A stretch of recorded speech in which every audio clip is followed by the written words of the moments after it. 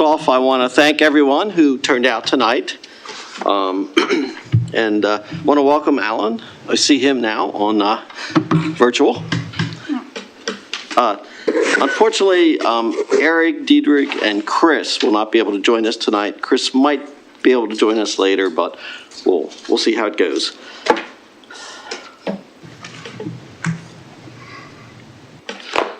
So I'd like to call the roll of officers. Sorry, the directors. Bill? Here. Keith? Here. Dennis? Here. Alan? Here. Karen? Here. Reg? Here. Sky? Here. Andy, he's present. All right, announcements of closed or special meetings to be held. There was a closed meeting of the Architectural Resource Committee on Monday, November 13th. Meeting began at 1:04 p.m. and ended at 2:50 p.m. The members present were Deb Bach, Carolyn Payton, Karina Katko, and Aline McNair. The vote to close was 4-0-0. It was closed under Section 4, consultation with staff, personnel, consultants, attorneys, or other persons in connection with pending or potential litigation. And the reason to close was discussion of new and ongoing covenant cases. There was a closed meeting of the Board of Directors on November 20th, 2023. In attendance were Reg, Diedrich, Karen, Chris, who arrived at 7:15, Eric, Alan, Dennis, who joined at 8:20, Keith, Bill, and Andy. The vote to close was 8-0-0. Meeting was closed at 7:04 p.m., opened at 9:34 p.m. It was closed under sections 1, 2, and 4. 1 is discussion of matters pertaining to employees and personnel. 3, consultation with legal counsel on legal matters. And 4, consultation with staff, personnel, consultants, attorneys, board members, and other persons in connection with pending or potential litigation or other legal matters. It was discussion on the presidential search and on an HR complaint. There was a closed meeting of the CA Board of Directors on December 7th, 2023. In attendance, Reg, Karen, Eric, Alan, Keith, Bill, Andy. The vote to close was 7-0-0. Was I there? I didn't hear my name on that one or the previous. Oh, yes, Sky. Oh, okay. Sorry. Yeah, sorry. It was closed under 1, 3, and 4. Discussion of matters pertaining to employees and personnel, consultation with legal counsel on legal matters, consultation with staff, personnel, consultants, attorneys, board members, or other persons in connection with pending or potential litigation. And the purpose of the meeting was the presidential search. There was a closed meeting of the Architectural Resource Committee on Monday, December 11th. It was closed at 1:16 and opened at 2:05. The members were Deb Bach, Carolyn Payton, Karina Calico, and Carol McPhee. The vote to close was 4-0-0. It was closed under Section 4, consultation with staff, personnel, consultants, attorneys, or other persons in connection with pending or potential litigation. And the purpose was discussion of new and ongoing covenant cases. Okay, that completes all of the closed meetings forms that I have. So now I'd like to move on to an approval of the agenda. Bill, do you have a motion? Sure. I'd like to move that we approve the agenda. Is there a second? Second. Oh, I saw Karen first. It's okay, it doesn't matter. Yes, I would like to take off the IRS Form 990 and delay that until the January meeting. And it has to do with the discussion that occurred at the audit committee meeting. So is there any objection to that? No? All right. Is there any objection to the revised agenda? Hearing none? Agenda's approved. Andy, I just have a question for information. Sure. In terms of the discussion that happened at the audit committee meeting, will we be informed of what Yes. the issue is before we have to sit down and talk about this? Yeah, the audit committee will handle that. Thank you. All right, we'll move on to Columbia update. Dennis? The exciting part of the meeting. So what I'd like to start with and say in general that, you see these videos, they represent who we are as an organization. We care about the community. We engage with the community. We are, Columbia is a much recognized city, and at the center of that, I believe, is the Columbia Association. We add value in so many different ways. First up is a video on the Festive Friday event that took place last Friday, and I'd like to say that was the third partnership with the Downtown Columbia Partnership.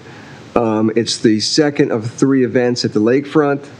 We welcomed the Oakland Mills High School Choir, who did a terrific job. For the first time ever, the Columbia Ice Rink was there, which is fitting for an event that takes place in December and was cold. And we had s'mores. There was the ice sculptor. I was there. We probably had about 800 people who attended. It was an incredible event, and it shows how well connected we are to the community. Here's a peek.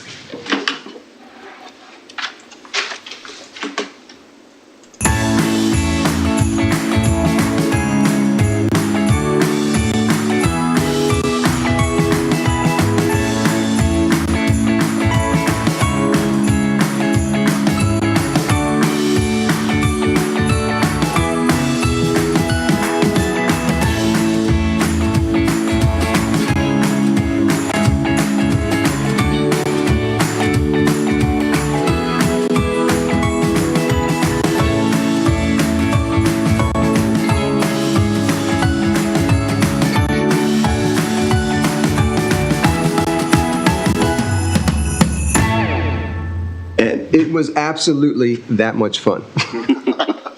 Dennis, I want to say I was there, and it was really nice to see how well lit and decorated the lakefront was. And also the crowd, 800 definitely, but they were really excited and really, really enjoyed the event. So thank you. It was absolutely a great time. And if you have time tomorrow night, we're back on tomorrow night, and the weather's going to be perfect. So I recommend that you come down if you can.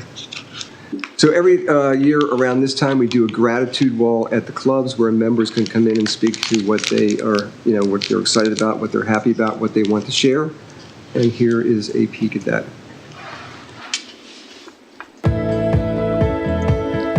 Taking some time to be grateful is important. It can make a great day or turn a bad day around. We currently have some gratitude walls up in the clubs where you can come in and take some time to be mindful and write down what you're grateful for.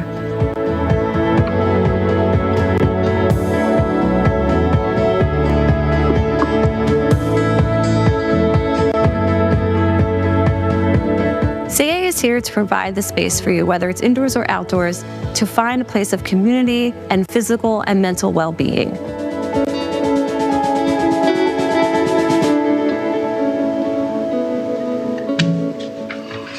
And yes, the note that said chocolate was mine.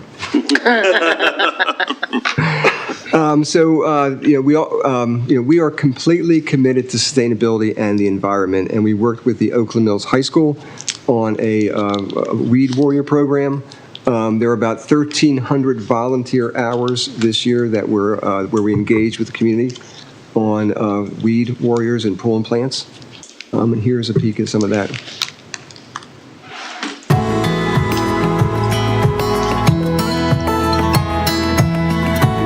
I'm here with the Youth Climate Institute to do a local stream cleanup, pulling invasive plants and planting native ones by the water bank to help the ecosystem a little bit. Our partnership started a few years ago with the Columbia Association. It was a really great way to involve our students. It's something really tangible we can do. Students are engaged, and the biggest thing that I've heard from students is just that they want to do something about it. It's a way to give students a little bit of ownership over making a difference. It's really calming to be out here, like just knowing that you're helping your community. There's nothing more community than like taking care of the place where you live. Every time I run by here, I see it and I'm like, oh, it's the stream, like we did that. We're helping make it better. Seeing a section of your community thrive because of the effort people put in to take care of it and maintain it, that's really rewarding to me. I think it's really amazing to work with students and get them outside and taking ownership of an area that is right next to our school. No action is too small. I hope that they like find joy in like taking care of something just for the sake of making it better.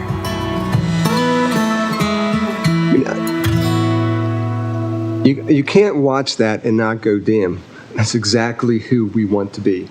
And I'm so proud of the team for pulling that together, and we are working with some other high schools as well. The next video speaks to the ArcGIS invasive plant program. And we're committed to that. It's a big lift, and we've allocated additional resources to it. And again, it speaks to who we are. This is objective. It's a narrative. It speaks to Columbia Association as fully committed to the environment. So I'm Eric Walker. I'm a conservation landscape specialist here with Columbia Association. I'm working on invasive plants and protecting native plants here.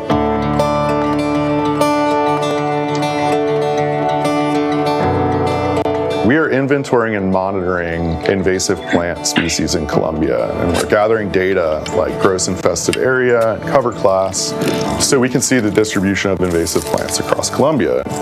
GIS shows us where these plants occur. They can show us how large the areas of the infestation are, and it can also show us where new invaders are popping up. We can use this information to prioritize work effort in certain areas based on which species are there, and also for planning and reporting purposes. We use GIS to show the invasive plant areas, our control work associated with them, and then also to track progress towards our goals. Another invasive shrub, if you follow this back. We can go out to a site where invasive plants occur and survey them annually, and we will hopefully see a decrease in these populations over time, and that's how we track progress. We can use GIS to identify areas where our urban tree canopy needs to have reforestation and afforestation efforts. Non-native invasive plants are the second greatest driver to loss of biodiversity globally, second only to human development. To protect native plants in Columbia, we need to identify areas of high ecological value and focus our efforts there. Preventing new invasions saves a lot of money in the future. Yeah, this one's gonna be a little tricky. Heads up here. Studies have shown that for every $1 you spend on prevention, you save $100 in the future in management cost. We can add to and draw information from other biological databases like iNaturalist. We can also use this information for stakeholder engagement, recording historical records, and reporting purposes. We can also use it for things like public health, alerting people when toxic, noxious weeds like poison hemlock occur that carry a risk to them. We're developing a tool for citizen science mappers to go out in open space and collect some of this biological data and add it to our data set. Why do we need community involvement in these areas? Well, having a large amount of data is crucial to this decision making. So the more data we get, the better. And there are a lot of people in Columbia that are very knowledgeable and know a lot about both native and invasive plants. Our open space in Columbia is very unique, and it's really important to our community here. This issue is really important to Columbia as an organization because we are the stewards of this land along with the community. So it's really important that we are leading by example and going out and doing this work. So this was originally 87 minutes long. Eric Walker does not just talk about it. He is out in the open space, pulling weeds, working with the community. He does an exceptional job. And again, it speaks to who we are as an organization. I'm so proud of the work that he does and what he's brought to the Columbia Association. Last but not least is the Quilt Project, which is a partnership. Dennis, before you move on, just a quick question, curiosity. He talks about having people in the community put in data. The rest of the data, is that all data that you all have put in? Or are there others, data sets that you buy of where these invasive? So we have the Trimble 650, and we can take the Trimble 650 out and we can locate it in the field. Long term, we hope to push this out to the community, and if they're out in the open space and they see something that's suspect, they'd be able to use their phone, and if it's not already in the system, we would go out and investigate. But right now, the information is coming from us, and it's about twice the size of an iPhone, and you can literally, I think it's 2 centimeters of accuracy. It is incredible what you can do in the field now. Great. Thank you. Thank you for that effort. And last is can you run the quilt? Right. Yep.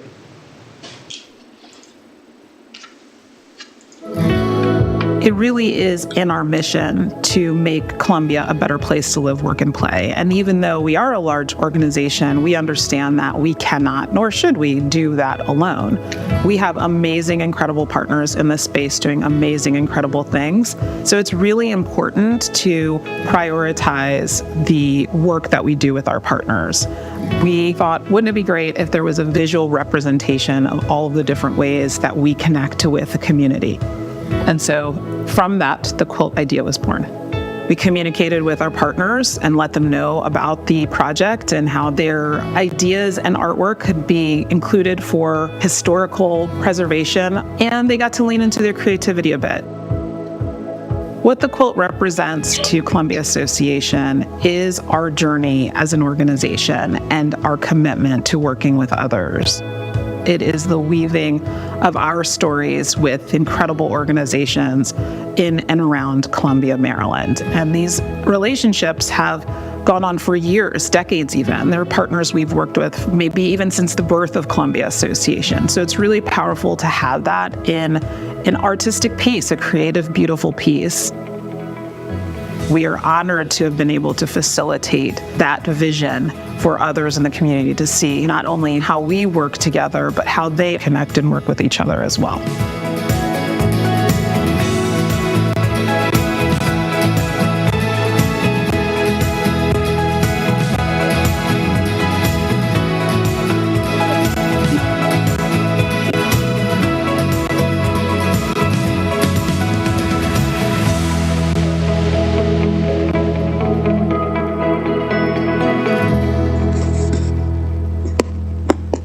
So I want to change our slogan from "We are Columbia" to "We are Columbia and we are remarkable." And we are.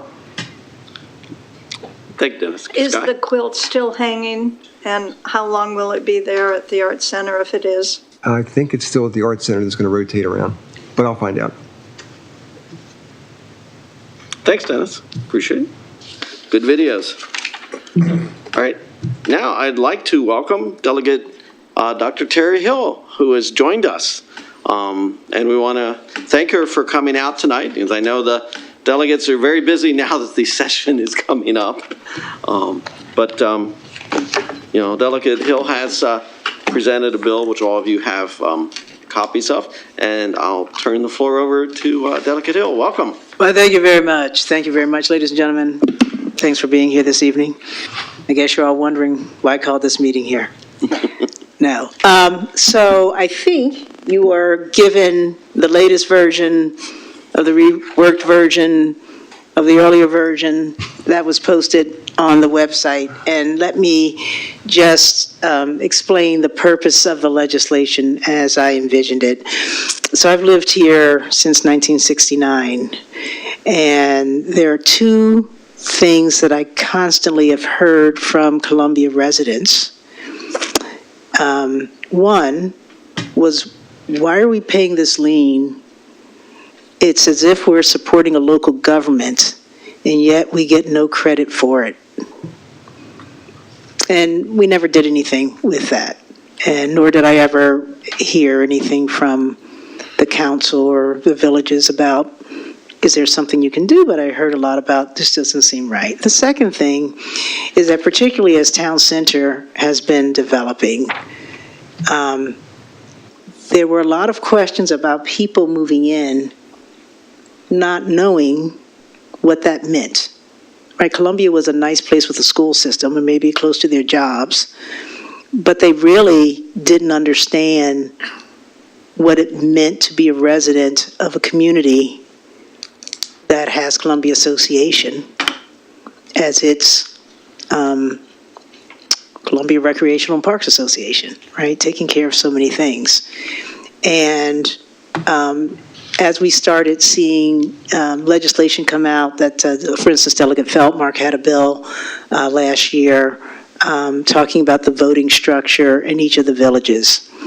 And Delegate Terrassa had a bill dealing with full disclosure of financing for village and county council elections, right?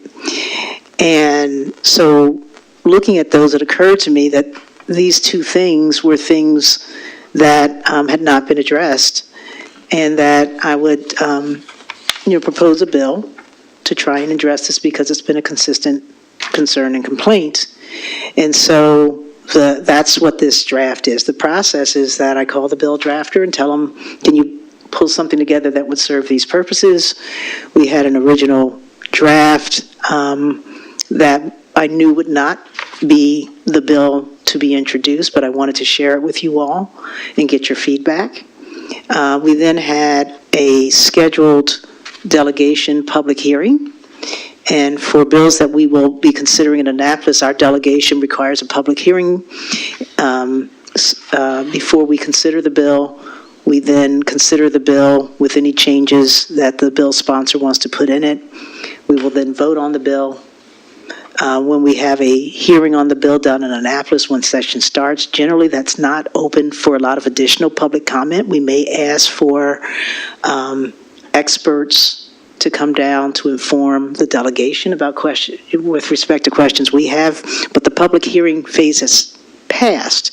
And so what happened in order to have the bill heard in the December or November public hearing and not have to wait until later in the session when frankly there wouldn't be enough time to pass it necessarily, I asked the chairs to allow me to put on the delegation website a version of the bill with the markups that we were considering. And some of those markups came after conversation with Judge Kuchno and with President Matty. The concerns and things which really were about, well, this doesn't need to be there because our structure actually already allows for this, or this seems to be redundant, and helpful things like that and concerns. I have since had conversations with a couple of members of the council. I've had conversations with a couple of different village boards. And the version that was handed out tonight is the latest version designed to achieve those two goals. It has removed from, I think, initial version, the one thing that I heard the most concern about, which was that it looked as if the bill as drafted would have taken homeowners' rights away from them and given it on to any tenants who were living on the property. That was not the intention ever, so that has clearly been removed. But I am interested in your thoughts about the legislation. I know you're not in a position to vote on it now, but hopefully we've addressed all of the issues of concern. And I'm here to answer any additional questions you have and to hear from you all about what might be things that you'd either want to see or want to have clarified or want to have removed. And what I'm hopeful is that when we introduce it in Annapolis to the delegation in January, that you all will have evaluated that final draft and find that it meets your approval, and that the residents of Columbia, as your representatives, will be happy to see us move that legislation forward. And if it passes the delegation, we will then try and pass it out of the General Assembly. And I think the only question there is if we allow for tax credit for the lien that Columbia residents who are subject to the lien pay, what does that open up for other similar organizations? And I would just say there are no other similar organizations. And if there are, then I think that's a fair discussion. But it may well be that even if you all are in support of the entire piece of legislation, that piece might end up getting stripped in committee, because if it sets a precedent, it might not be something that the General Assembly would want to pass, even though it's focused on our little corner of the sky. Thank you, Goodhill. Alan has a question. Alan? Yeah, actually two. Thank you, Terry, for coming and for this concern. And I appreciate conversations we've had about this. First of all, I want to say, if something was handed out today that was different than what was in the packet, I don't have the latest because I wasn't there. So let me ask. The packet is the latest. Okay. So the packet is the latest? Great. Thank you. You've got the packet, it's the latest. I can see the places where you're giving tenants more information and clarifying their rights and abilities. I get that. Is there anything in there that change? What besides that landlords have to provide that kind of information in the lease? Is there anything else that you're proposing changing in this bill? I wasn't clear on that. Okay, so the first part, as you point out, is a notification. Homeowners, when they go to closing, they're given documents that include information about Columbia Association and rights and responsibilities of covenants, and they get that. But people who are leasing or tenants, whether it's in someone's home where they're just renting a room, or they're in a multi-unit dwelling, or any of the number of different ways that you can be in a lease situation, aren't necessarily being informed, which means that they may not know that they have an opportunity to participate in the activities, whether it's getting a discount on membership in Columbia Association, or voting in village elections, or running for office. I think the other thing that this does is it clarifies, as consistent with the covenants, that people who are employed by commercial lien payers are also considered residents, according to our founding documents. And there is probably some work that needs to be done with that I would look to you all's leadership, because, for instance, if I have a business, like my practice was in Dorsey Hall for 30 years, and one of the things that was a benefit to my employees is when I said, when you work here, by the way, you can take advantage of the discount the Columbia Association has if you want to buy a plan, and you want to exercise, or you want to do whatever. That was a nice benefit that I could give them. If, on the other hand, I'm a corporation with multiple locations, I don't want this language to be construed to say that my employees who work in DC and are never in a Columbia office, who work somewhere else, or who only work virtually, are also considered residents under the covenants. Of course, when the covenants were written, basically if you were an employee, you were an employee on site. That's not the case. So this does extend, or it doesn't extend anything. It clarifies that under current covenants, if you're an employee of a business that is located on a site that is subject to the CA lien, your employees are considered residents. And so, yeah. Well, and so I appreciate those, and I remember in 1980 taking advantage of that when I was a school teacher in Columbia. Even though we didn't live in Columbia, that was being able to be part of CA at the resident rate. What's less clear to me is things that have to do with money. So, for example, I'm looking at Article Tax General 10207, Section A. It says, to the extent included in federal adjusted gross income, the amounts included under the section are subtracted from federal gross. What amounts are we talking about, and who decides what those amounts are? Federal law. So this is just, it's not being specific, it's just saying that if federal law allows, that this lien will be treated like the way that payments that are made to local governments are treated. And so what would that mean? Let's suppose, which I am, somebody who owns a townhouse that I rent out in Wild Lake. So what would that mean to me and to my tenant? Well, I actually don't know what federal law would allow if I were living in Baltimore and paying Baltimore city tax to have my roads maintained, because it doesn't, my point was that it doesn't really matter, but if people are allowed to take a tax credit when they're paying similar fees for similar services in those other jurisdictions, that the CA lien payer should have the same opportunity or the same right.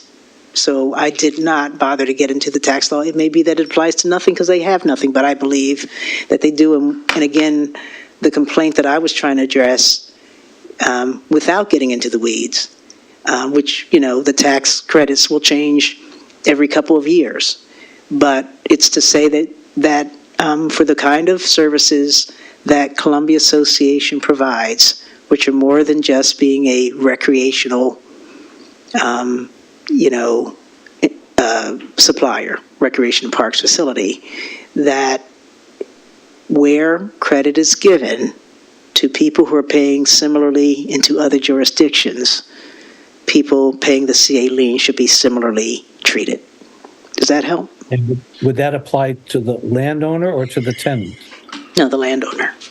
Okay, thank you. Those are my questions. I appreciate it. Karen and then Bill? Yeah, thanks for coming in tonight, Delegate Hill. I really appreciate it. So what you're saying is that residents who are paying a lien and Homeowners who are paying a lien. Homeowners paying a lien and leaseholders who are residing in a property that is paying a lien can deduct that amount. You're hoping that they can deduct that amount from their federal adjusted gross income. I don't think the leaseholders would be able to. I mean, So it will be whatever is allowed in similar jurisdictions where this is treated like a city tax. right, well, that's what right, I'm trying so- to understand. I'm so- trying to understand, is it a property? Are you trying to treat it like a property tax? I'm trying to treat it the same way it would be treated somewhere else. I'm just saying that fee is not a homeowner's fee.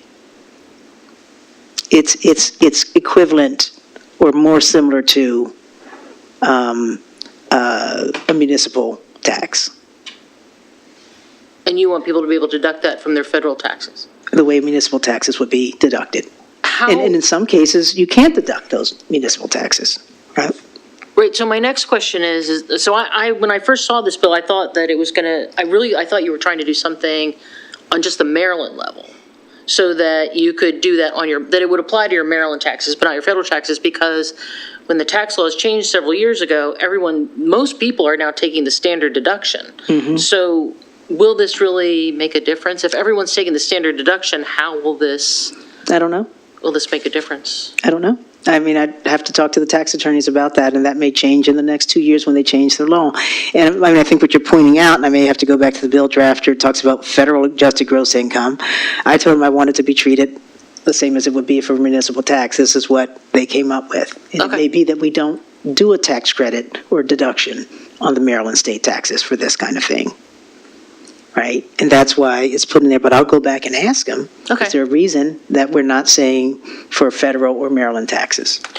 Yeah, I think it would be nice if the lien could be deducted from your taxes. I think that would be awesome. But I just think with the standard deduction, on the federal level, I'm not sure that we would get anywhere, but if we did it on the state level, I think it could have an impact. If there's something to deduct there, right. I mean, I hear what you're saying, and and it would be wonderful if I could tell you I'm a tax expert and I know exactly what that means.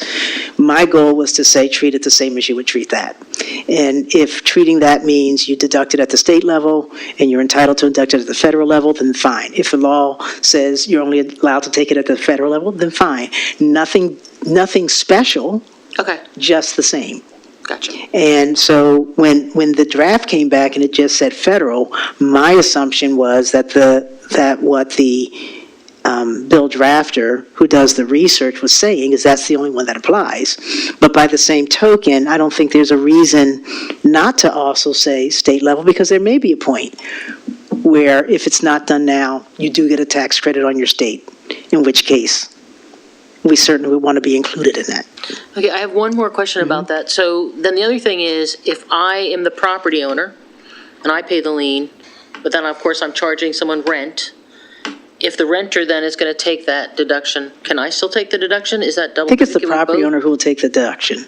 It's always the Right, property owner? Right, and I think that's part of the conversation that Alan and I had, is he was confused or wanted to get some clarity. He wasn't confused at all. He wanted to get some clarity about, landlords don't necessarily spell out what goes into the rent, right? So I can have a triple net lease, everything's included, I don't have to pay separately for my electricity. I know I'm paying for it, but I don't see it. It's invisible. And I'm really talking about pass-throughs, right? So let's say I'm let's say I have a lease, and the way the lease was written, it said that I'm paying, whatever, $1,200 a month in rent. And then it specifies that if the homeowner association fee goes up, then I'm going to have to share in that go up. Right. Right? So my rent won't go up, but there may be people who have things that say these costs are included. And I know, for instance, when in my commercial part, we had that, and it was clear in my lease that it was set for 3 years, but if the homeowner's fee went up, or not the homeowners, if the condo fee went up, Right. that was not going to be treated, it was going to treat like a pass-through, and I was going to have to be responsible for 50% of it because I was 50% of the tenant in that space. And the owner was not going to absorb those costs. They would absorb increases in electricity, but they weren't going to absorb those costs because they also knew coming in that there was some roofing that was going to have to be done, and there were some other changes in the building, and anticipating that there may be some hefty fees, and they wanted to make clear that even though I wasn't paying a bill that said, the bill basically said rent and expenses. Right. The lease explained that expenses included, but it was not fixed for the condo fee. Okay, so just to sum up here is that you just want to make sure that renters know what's in their lease, what they're paying for. Mm-hmm. I agree with that. But also that the property owner could also possibly get a deduction. Mm-hmm. Okay, thank you. Mm-hmm. And that renters know that by virtue, not of what they're paying, but by virtue of the fact that they're residing on a property subject to the covenants, that they're considered a resident. Okay, thank you. Bill? Okay. Good evening, Delegate Hill. Thanks again for meeting with all of us. I appreciate your time, and thanks for addressing these issues that have been long-standing in the community. I had a couple of questions. Well, first, I think a clarification. The reference in the bill to the federal gross adjusted income, I believe, is in there because the state uses that number for individuals for their own income tax purposes. It's the basis that we... Yeah, okay. they're all pointing to the same place. I don't think it necessarily refers to a federal tax deduction. That's all tied up in the state and local taxes. That actually makes much more sense to me, because I think you're absolutely correct that we base ours based on what they allow. Thank you. I think it'd be important to chase it down, but I think that's the right direction. As far as the renters and giving folks that rent in apartments, whether they're single-family homes or multifamily dwellings, I think that's great stuff, and I think it's important to do that. We've talked about that a little bit. As far as folks that are on commercial properties, I'm a little concerned about the discussion that's been going on here tonight, in that I believe that the discounts that are provided for employees of people that have leases on lien assessed corporate property is more of a benefit that is extended to employees by the Columbia Association is not necessarily written in the covenants. I haven't looked at the I commercial. think it's M, it's under 1M. Okay. It's a definition, and each village's own covenants and bylaws or documents may change that. Yeah. But if you look under 1M, and I'm going to defer to the attorney here, counsel, am I Okay. correct that there, can you? I don't have it in front of me. Yeah. Okay, but you looked at that with me, that it's 1M, and it basically says if, on a commercial property, that the employees are considered residents. Okay. Just to nail that down a little bit more, in some of our industrial areas, there are a number of churches that have taken up residence there, which I think is great. And I've been to a couple of them. They're very nice. Are the members of that congregation then considered residents also and have? If that church is subject to the lien, the employees of the church would be considered residents, but not necessarily the members. I don't think 1M references, Yeah. members or customers. It's the employees. Just make sure we've got that right. Yeah, So, it says employees. Yeah, yeah. And as I said, we would be looking for language to clarify that they have to be working on that site or assigned. I think the way I talked about it was assigned to work at that site. Yeah. This legislation is unique in that, as I look at it more and more, it is very onion-like, and there are many layers that I'm finding. I think you're having the same experience. And then the last thing, I think it's breathtaking that you said that the lien or the charge that is brought here in Columbia is not like any other lien in Maryland. That's amazing. Thank you for saying that out loud. Okay. So just going to finish on a positive note there. So All right. thank you very Thank much. you. Any other questions for Delegate Hill? If not, I really want to thank Delegate Hill for coming out. I know you guys are very busy. Well, thank you for taking the time. Okay. We'll see where it goes. All right, thank you for all you do. And again, if there are other suggestions, otherwise I'm going to take this and other than, I think what's not in there, again, and I think you're right, I will check with the bill drafter, but I think it's written that way because that's the reference point. Yeah. Right? The only other changes I said would make us try and clarify when we say an employee, that we're clear that it's an employee who is assigned to work at that location. Got it. All right, thank you all. Have a blessed night. Thank you. Thank you. I got a late breaking closed meeting announcement that I have to make. There was a closed meeting of the Audit Committee on December 12th, 2023. Committee members were Jim Young, Tim Redmond, Bill Sky, and Reg. The vote to close was 5-0-0. The meeting was closed at 8:27 p.m. and opened at 10:06 p.m. It was closed under Section 1 and 4, discussion of matters pertaining to employees and personnel, in consultation with staff, personnel, consultants, attorneys, board members, and other persons in connection with pending and potential litigation or other legal matters. And the purpose was to review several audit reports and consult with staff personnel on legal matters. So read that into the record, so we have that. Thank you, Jackie and Dennis. Okay, move on to resident speak out.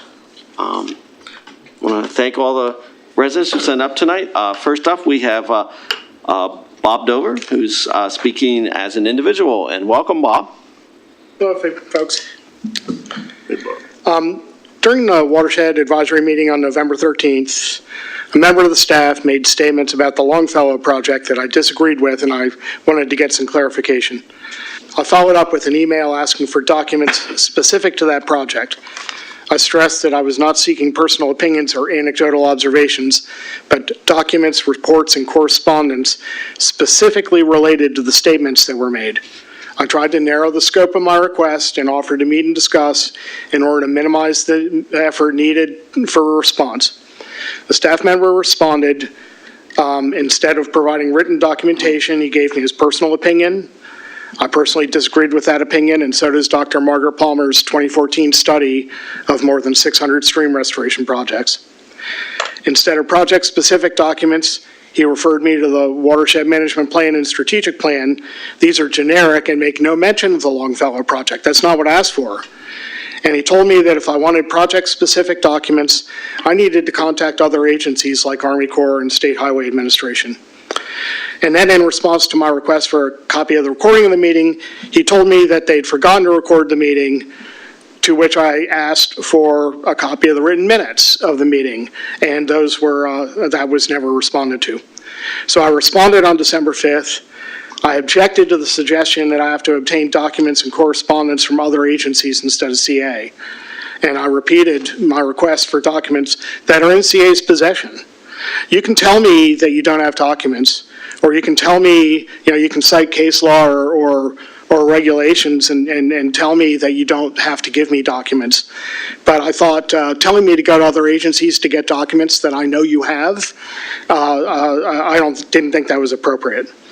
It wasn't responsive to my request. So I've heard this board instruct residents that they need to direct certain comments and inquiries to the staff instead of the board. And that's what I did. But it only works if the staff is actually responsive to the request. This isn't the first time I've sent an inquiry to the staff and received no answer. So I'd ask the board to look at this. And also, the failure to take notes, on a meeting where, issues that the residents are concerned about are being discussed is problematic. We now have WAC meetings being held without being announced to the public. We now have meetings being held without minutes being taken. They're supposed to, the charter, they're supposed to be following Robert's Rules of Order. They're supposed to be following the Maryland Homeowners Association Act. And it keeps happening over and over. And I ask that you guys figure out how to get the WACs to start following their required regulations. Thank you. Thanks, Bob. Any questions? No, we don't. Thank you, Bob. Next up, we have Sharon Boyes, who's representing Protect Our Streams. Welcome, Sharon. Thank you. Good evening. Thank you to this board of committed volunteers for your time, and thank you for this opportunity. I would like to thank CA for taking us up on one of our previous budget requests. It appears that CA is assembling a potential stream protection team. It's my understanding we now have 2 folks who are working on removing invasives and planting natives in our open space, and you've hired a botanist as well. Thank you for this step in the right direction. Current data shows we are losing at least 1% of our biodiverse mature forest and canopy each year.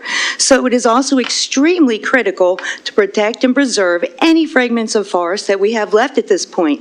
We cannot plan our way out of this loss.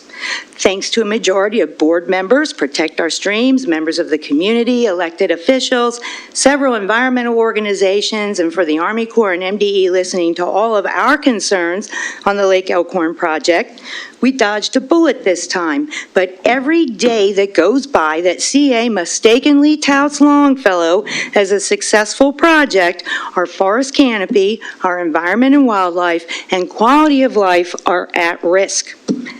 How did we get here?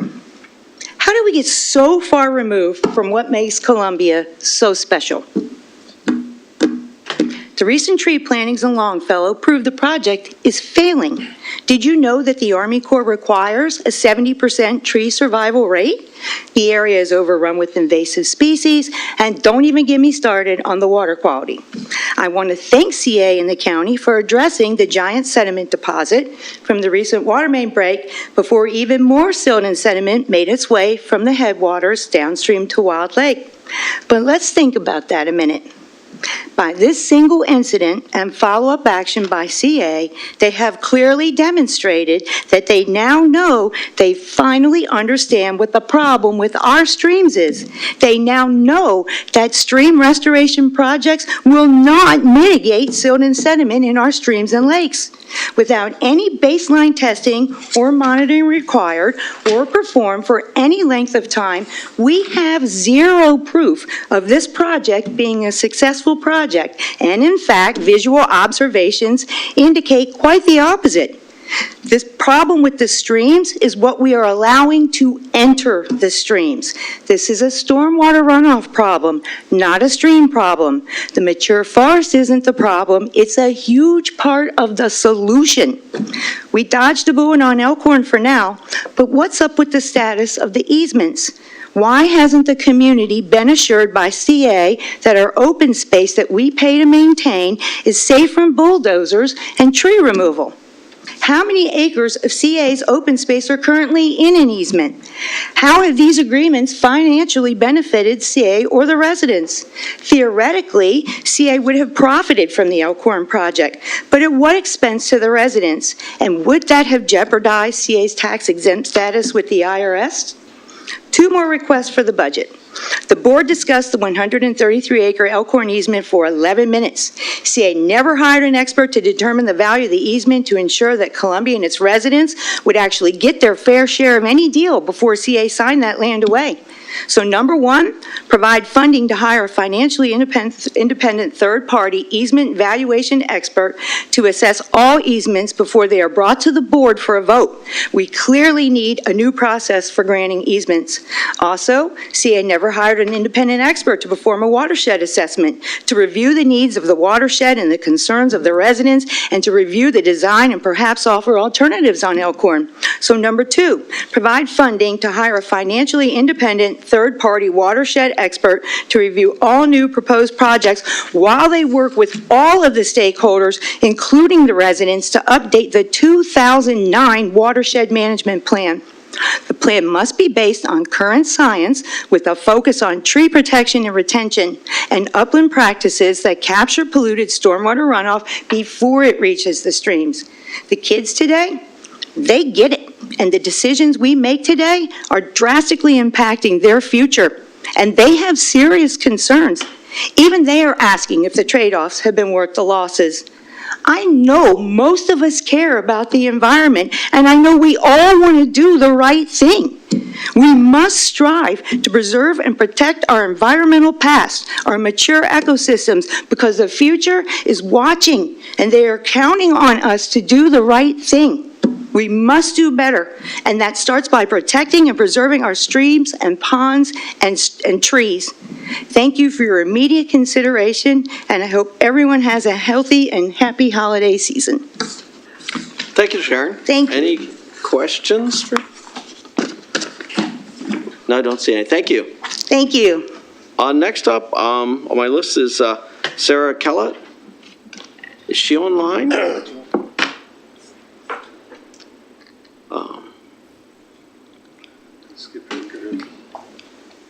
Yeah, it's virtual. She said she was supposed to be virtual, but so was Sharon. So. You never know. All right. Next up, Joel Horowitz. Welcome, Joel. Joel too. You're here. Good evening, Joel Horowitz. I'm Vice Chair of the Harper's Choice Board, speak for myself. Be first to admit that the covenants are hard, especially when we get to M, as previously discussed. As you're aware, I recently pointed out that under reading the 6 village covenants, I found out that CA should not be voting in village elections. I asked the BOC to put on the agenda, but at the BOC, it was discussed that you would be voting until told not to. It's quite disappointing to see that would be the position you would take, because if you were on the other side of it, you wouldn't. If someone was knowingly encroaching on CA's open space, they should keep doing it until not to. Or if someone uses the pool every day without paying, they should keep doing it until told not to. At issue is the second and third lines of the operational policy for voting in village election, community association elections. Second sentence states that the Columbia Association owns land in each village, is therefore entitled to cast votes in the village community election for the Columbia Council of Representative seats. Even before I read the covenants, this was not correct. CA cannot vote in River Hill and Kings Contrivance, which give voting rights only to natural persons 18 years or old. Thus, the board at its meeting inartfully amended the language of the third sentence to read in part that the Columbia Association has adopted the following procedures for each village in which Columbia Association can cast votes. This language was partially intended to address the procedures in River Hill and Kings, yet few residents will have any idea what that means, and unfortunately turns out neither does CA. I recently learned that the interim president sent a letter to River Hill expressing his intention to vote for quorum purposes in the last elections. When informed that CA was a non-natural person and had no right to vote in River Hill, an argument ensued. So CA knew it could not vote in River Hill, was told again it could not vote, and yet it persisted. So when exactly will CA accept notification that it has no right to vote under the respective village covenants? So clearly the policy needs to be rewritten in the first paragraphs in plain and clean English for the board and the community.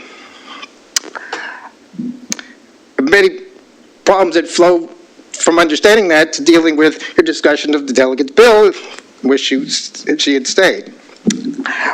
Yes, regarding the tenant deduction, as the bill's written it, Karen, it does apply to the tenant getting the tax deduction. And the problem with M1, which I admit is hard to understand and can't clearly figure out how you deal with non-natural persons in a number of clauses. But to answer Bill's questions, a lot of it says it deals with the discretion and the sole discretion of the board passed by resolution. So you better get those policy books figured out and figure out what the policy is, because if you want to give it to the church, you can give it to the church. If you don't want to give it to the church, don't give it to the church. It's not up to the state, it's up to you. It's time drive. We're out of time. I suggested a better approach to go through the county legislation to give a better list, because the poor tenants are not going to understand the information given to them because you don't understand your covenants. So the poor tenant who English is not the first language is not going to understand it and get any use that delegate tried to explain as the rationale for her bill. Thank you, Joel. We have a question. Alan? Yeah, Joel, I get that you're reading, and I think I may understand it and agree with it, that why CA shouldn't vote. But I guess what I'm not clear is since the beginning, our votes have never impacted an election other than to ensure that it was able to happen because there was a quorum. What, besides just adhering to the letter of the law, given 40, 50 years of precedent, what's the advantage from your point of view of following through with what you're suggesting? Or is that just the point to... Well, I guess it was a point because you imply, well, we've been doing it wrong for how many decades is an interesting question. Keep going. But as you're aware, in our last election issue with your candidacy and the former president decided not to vote, we wanted the votes for quorum purposes. And then I now realize, well, they're not members, so we shouldn't be counting them anyway. So are we going to pick and choose which covenant provisions to follow and others, because it's inconvenient, we're going to say, well, we've been doing it this long, we'll keep doing it that way?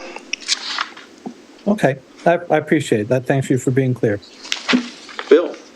Hey, good evening, Joel. Hi. I was going to entertain a head-exploding kind of circular logic, if you don't mind, so maybe we can continue this out of the meeting, but I wanted to bring it up here. Marrying the two pieces that you've just put together here, you've said that by covenant, CA is not allowed to vote in all of the village elections, correct? No, I think it's only 6. Okay, so, and 6.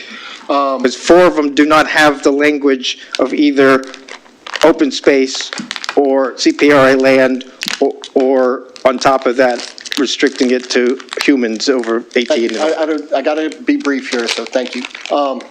However, the latter part of your discussion also said that if a corporation leases on corporate property and the board decides that their employees could vote, like the No, I was reading your board. If you read M, section M, it says that a lot of the tenant's rights says it's the sole discretion of the CPRA board.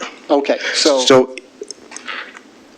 so the board could then permit all of the employees that work in this building, because it's on lien assessed property, to then vote in the elections? No, because that's also one of the problems I have with Delegate's bill, is it's a misunderstanding in a number of places that a lot of the tenants' rights for voting flow from the village covenants and not from the CAD master covenant. Right. The discussion of tenant in the master covenant that the delegate was referring to seems to deal with rights to use CPRA facilities at the discretion of CPRA. It has nothing to do with voting rights, has nothing to do with paying the annual charge. Neither are relevant, and I think a lot of the respects the bill is confused in getting to those points. I just wanted to see where we were on that. I appreciate you entertaining my discussion here. Any other questions for Joel? Thanks, Joel. Appreciate it coming. And I look forward to us talking about it offline. All right, that's all I have for resident speak out. Move on to the consent agenda. And consent agenda is approved, and that means we have approved the minutes for October 26th, November 9th, and November 15th, and we have approved the approval of the independent auditors for fiscal year 2024.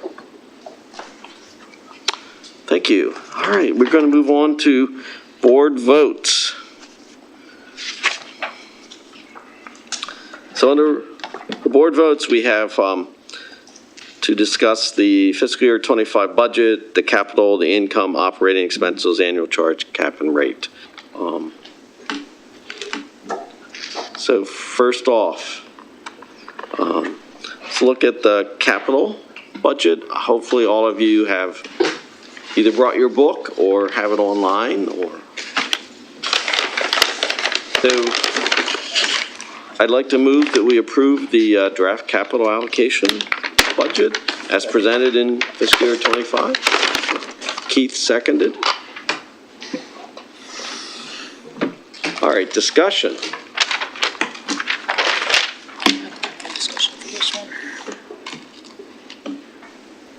I can say I think it's a decent capital budget. All right, I'll take the roll call since we have no discussion. Karen? Yes. Reg? Sorry. Okay. Yes. Okay, well, we're going. Keith? Yes. Bill? Yes.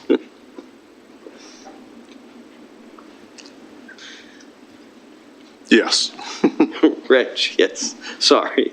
Alan? Yes. Sky? Yes.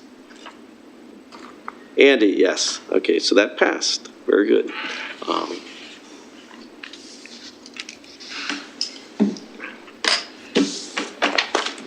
Okay, draft income and operating expenses for the fiscal year 2025 budget. Go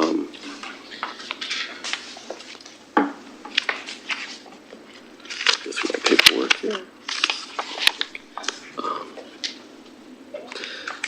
So once again, staff has presented a proposed, parameters that govern the budget. Is there any discussion on that before we go? Keith?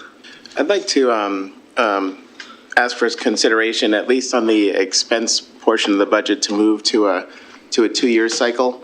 I believe that even if we move to a 2-year cycle, which was where we were before, there's an opportunity to still make adjustments to that budget in the future. We just need to, as a board, make a decision where we want to go. Even with the transition of the CEO still has an opportunity to make adjustments. But typically, when someone comes on, they're not making a lot of major adjustments in that first year or so. They're usually just writing out that budget, continuing to implement things as has been designed, and then really looking for the board to make some strategic, or to provide some strategic direction, combine that with what the CEO is identifying, and then move forward with a plan. So that gives us enough time, if we just move this process out, that we can still accommodate any needs. You did refer to, the previous, and Susan, would you like to just give a very brief of how it worked in the past, just so that all the board members, and then I have Sky and Karen. Sure. So we did do a 2-year budget up until COVID. And in fact, in 2020, that was the second year of a 2-year budget. And we redid it and then just have done single-year budgets so far. I think it's useful for the organization. I think it saves a lot of your time, but it still enables community input, or the process that we had provided opportunity for community input on that second year, and also opportunity for board and staff changes. And things change, and both the board and the staff would want to be presenting some changes, I think. And what we had done was set some thresholds. If the inflation rate, for example, was greater or than a certain percentage, we would, if it was within a certain percentage, we would make automatic adjustments, and anything other than that, we would bring to you. And any specific adjustments or changes outside of the budget would be brought to the board, and again, the board could raise them as well. So I think it was something that was successful for the community, and it did save this body, you guys, I think, some time. Sky? Yeah, I had asked this question a few meetings ago, and as I recall, Susan said it was a good idea, but she wasn't quite ready to do it maybe in a year or two.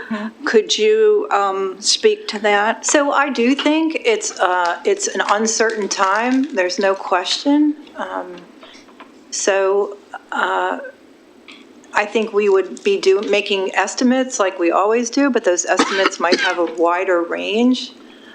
I have to say that since in the last 8 weeks, the economy seems to have shown some signs of stabilizing. The Fed didn't raise interest rates again, for example, so you know, it is taking a chance. I think it's a decent chance at this point, and even in 8 weeks, I would feel more comfortable with it than I did 2 months ago. Karen, and then Bill? Yeah, I feel like we're having a discussion and we don't really have a motion on the floor, so I was going to ask, is Keith trying to make a motion for this? Yeah, And I was gonna ask that. then have the discussion, so I have comments about it, but I thought we should have a motion on the floor before we actually had discussion. I thought that also before we jumped into conversation, because Andy started talking and opening up the conversation before we had a motion on the table also. So where do we want to start with it, just so we can get there quickly? Sure, how about we move to approve the draft income and operating expenses for fiscal year 25 budget, and also authorize a percentage increase for the fiscal year 26 budget. So that way we do both the 25. It's your motion. And then the 26. Well, I think Andy made the motion and Keith. I got it written. Yeah, and then Keith seconded. So then I do have discussion points now that we're in that part, is that I do not think that this is the year that we should move to a 2-year budget. And Keith and I disagree on this, but with the budget that we're approving now, with the transition, the new CEO president will come in, and for the first year that they're here, this is the budget that we're approving, that's what they'll have.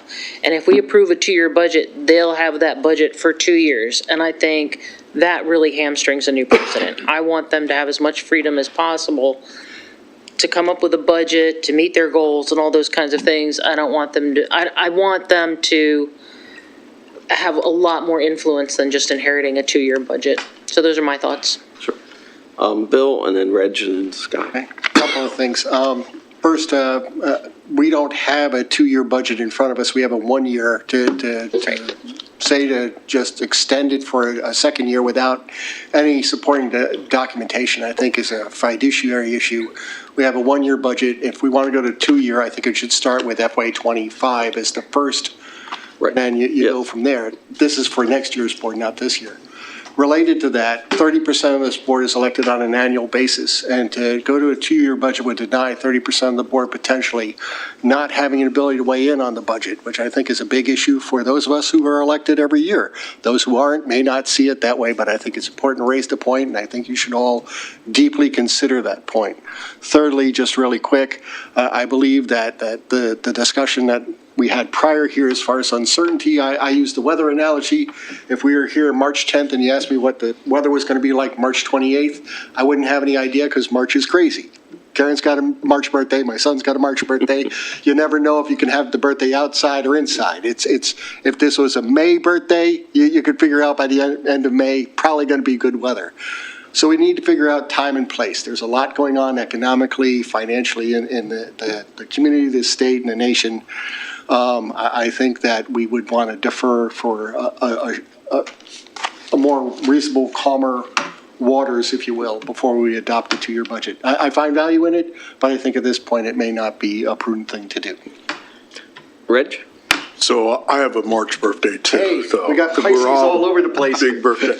Don't Pisces over here. I'm sorry? Don't Pisces over here. Yeah, there you go. So anyway, I guess I have a question. Is this motion for, if it were to take place, would it be the start of that 2-year, would it start now? Or, I mean, this new budget, or is it delayed for the following year?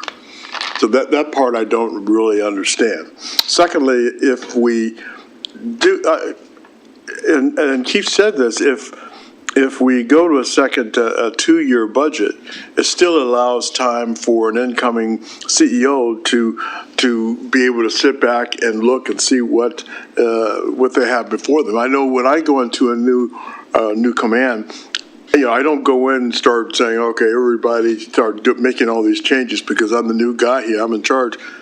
Really, I want to sit back, take a wide view and see what's going on around me before I make any changes. And I think an incoming CEO or president would do the same thing, would sit back and look around, see what's going, what they have before them, understand what the culture of the organization is, understand what's out there, what the needs are, and then get in, go into, this is, I understand, I put my budget, this is my budget now.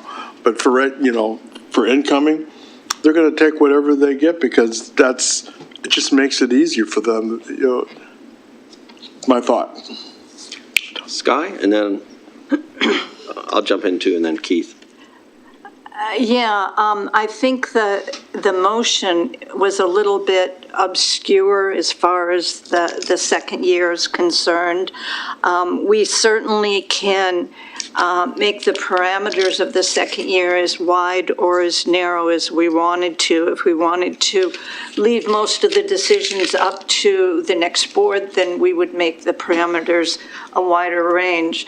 I have noticed the past few meetings that there's almost a flurry of emails the day of the meeting, which really puts some of us in a bind, in that we may not see those emails or may not have the time to really devote to them that we should, and to ask our constituents.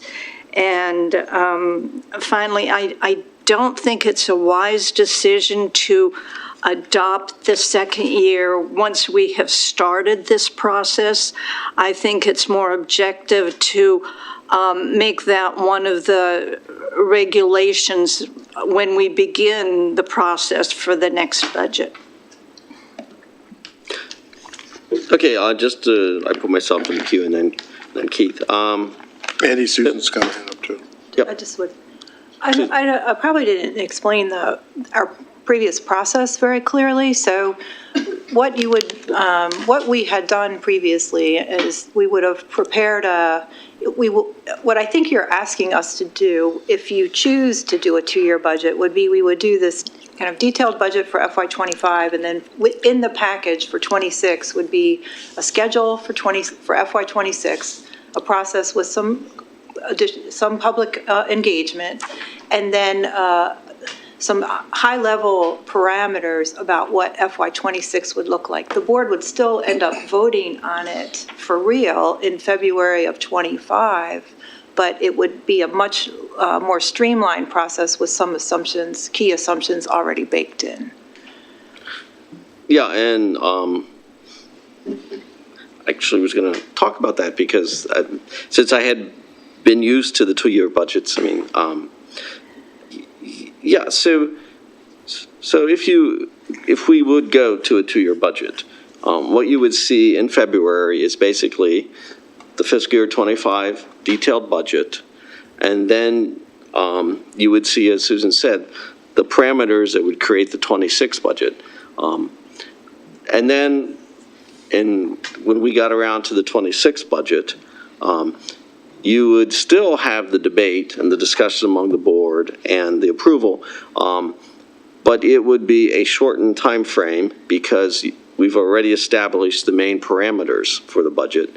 And what happened in the second year is staff would come with a series of, here is what initially was approved, and here's the changes that we think might be needed, either because the president changed something, new president changed something, or economic changes occurred. And that would still come to the board, and the board would vote. What you don't have to do is do the entire budget cycle like we did this year, starting in September, have public meetings, and then the board discusses, and would in October and November and December.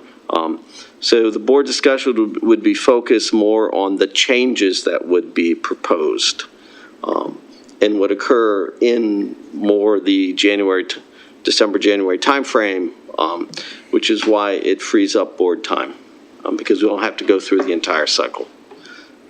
It's not like we're, committing in detail, this is exactly the 26 budget. Everybody knows you're going to have to make changes. But what the board focuses on in the second year is the changes and not the entire budget. That's the difference. And so that allows the board to actually be more focused. Okay, Keith and then Alan. So I wasn't discussing any of the flurry of information that went out today, yesterday, whenever that was. I was discussing the information that I had sent to the board about, it was about a month ago, where I put out there that these are the things that I thought would be appropriate to move forward with. And I didn't want to discuss it on email, obviously, because it's for public understanding, right? So I just wanted to put it out there. So I have a question first before I go into some of my comments about things outside of the COVID uncertainties. And I want to split out the capital budget from the expense budget, because I didn't say this when we were approving the capital budget. I really said it when we were approving the expense budget. How stable are the budgets from year to year? If I take out COVID, and I'll say take out COVID and the next year for recovery, right? They were pretty stable. I mean, we were able to do a 2-year budget. We've been doing it for 15 years at least. So we've done many cycles of 2-year budgets, and they were pretty stable. Okay, so I'll jump in there, and I hear all of the pieces in terms of rushing in. You really gave me some pause, because I struggle, personally, in terms of work between a calendar year and then the budget year that we have here. So that really made me think a little bit more there also. But typically on the expense side, what we're talking about here are projections, right? And we see this every single time we have quarterly results. We see this every year when they talk about what happened. There are things that the staff is making, decisions that the staff is making outside of the board, right, within the expense budget to manage the business. So what the expense budget really is a framework that says, here, this is generally where our priorities are, and we understand how you're spending money and what you're doing. We don't want you to go and add some major expense. If you're going to do that, you need to come back to the board. So that's the reason why I feel comfortable on an expense standpoint, is we already have the variability in the budget to add and change positions. Even from the time that I've been here, there are new positions that have been added in that weren't necessarily, projected in previous budgets. So that ability to make changes is there on the expense side. So I said the good point, influence in the nature of budget and projections. We're really just talking about projections, so these things can change. You can always weigh in on the budget. The important thing, Bill, when you talked about, this, how do I say, the board changing over and being able to, to have input, I think we need to start thinking about continuity, and everyone's heard me talk about this, but continuity in terms of what we're doing, because if we're going to disrupt the expenses and create a big process every single year, there really isn't an opportunity to really get in sync with some of the things that we want to do, because as a board, strategically, we're not making small decisions. We should be making multi-year decisions, right? The projects that we're looking at. So I really would want to see some more continuity. And then if someone really has a major objection to a strategic item, not the budget, but a strategic item, they would be able to have influence over that strategic item on an ongoing basis. The strategic, I'll keep going for a little bit here, and then I'll turn it loose to Alan. The strategic plan also, when you have a multi-year strategic plan, typically what ends up happening is that does change year over year. It's just an idea that we've laid out this overall strategy and this overall direction. But we have to look at it every single year to make sure that we're still on track. When we discuss the watershed management pieces, those are things that we can't just, make them and put them on a shelf someplace and say we're implementing them. You have to look at them every single year to see if it's relevant, what's going on with the economy, is this still something we need to do, what other factors have really changed in the environment. So I really think we need to think about moving more into this multi-year. And to your point about turnover, I think this board has a very unique opportunity to build continuity. I'm not looking to have my ideas built into the budget necessarily for multi-years, but what I would like to do is to make sure that what the legacy here is that we're building continuity so we don't have this up and down that's going on. And if we wait until next year to do this, we're really restarting the whole conversation. We don't have the ability to set the direction. So again, I focused on the expense section versus the capital section because I didn't feel that the capital section, that's an area that can change quite significantly once we've drafted the strategic plan and we focused on strategic priorities, but I don't believe we need to spend a lot of time on the expense side. Alan. Yeah, I just want to say I absolutely support the multi-year budget idea. I think it's a more efficient use of staff time, more efficient use of the board time, and has us take a longer look, which forces us, encourages us as a board to take a more strategic view as versus a tactical view of every little expenditure. That said, I also agree that we've already started down this process, so I'd be more in favor of starting this for the next year and building the 2-year process into the next budget. Any other discussion? I guess the one thing I would ask, though, for staff, and this question for staff, is if the board would say in February we want to see both the fiscal year 25 and the proposed 26, can staff do that? Is there time? So, certainly that would be interesting. Yeah. So, yeah, I mean, it's just because there's no sense in pursuing it if staff is not able to turn it around so that in February we can, that's why. What we could do you're going to talk about the budget, I think, at the board meeting in January, or at least that's when we're due to deliver a draft. Yeah. It would be good to know at that point, at the latest, really, because we'd want to do a decent job, and we'll do some work in the meantime. But and then with the expenses, I guess we would be not projecting a depreciation number. I think you'd have to do the depreciation portion, but I'm just jumping. But the depreciation also is typically fairly static. I mean, there's things that come in and out, but you don't have major shifts in depreciation. There's things that are coming off, things that are going on. Is that not the case? Are you talking more about? And the reason I asked that is about the capital. Like to have established at least a capital threshold kind of thing. Yeah, but I was going to say, normally what you would do is just establish a number. I mean, as we've had, for the last couple of years, right, you don't need the projects. The projects get listed in the next year, but you just know that you're going to do a $13 million, capital budget again. Yeah, we're making a lot of assumptions about the additions and what kind of projects they are for depreciation, if you don't know that. But, Keith.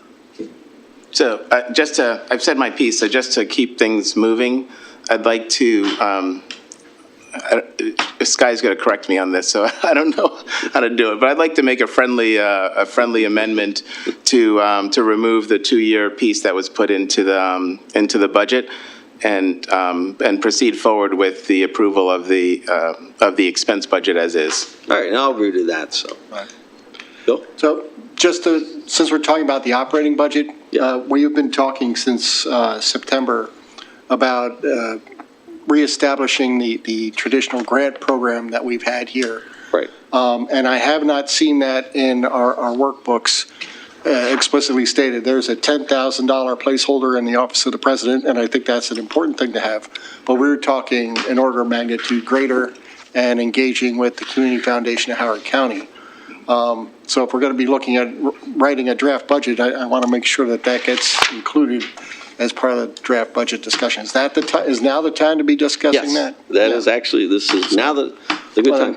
Now, I will point out, staff did provide some answers in the follow-on memos. Yes. So, I mean, all we have is the workbook from October and then the follow-on memos from the staff. So Right. Staff wasn't going to change the. I completely agree that there has been discussion, there's been memos, there's been a pretty robust kind of filling out of the topic, but there's no line item that I've seen as of yet. Right. So I just wanted to make the motion if that's the appropriate thing to do. So I move that we. We already have a motion on the floor. No, he wants to amend.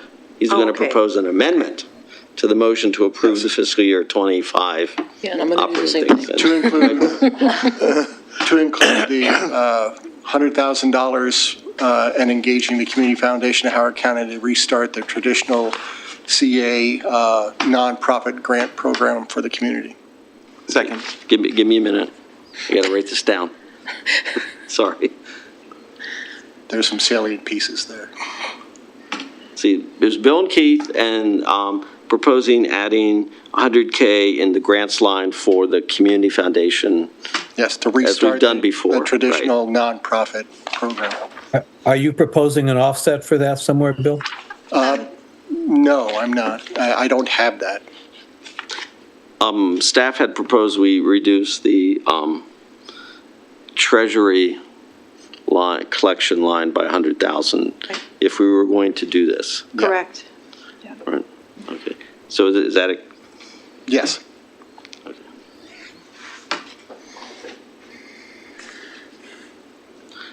All right. So there's okay. Unfortunately, I didn't look to see Sky, Reg, Karen. I managed to uncover a grant policy and a donation policy.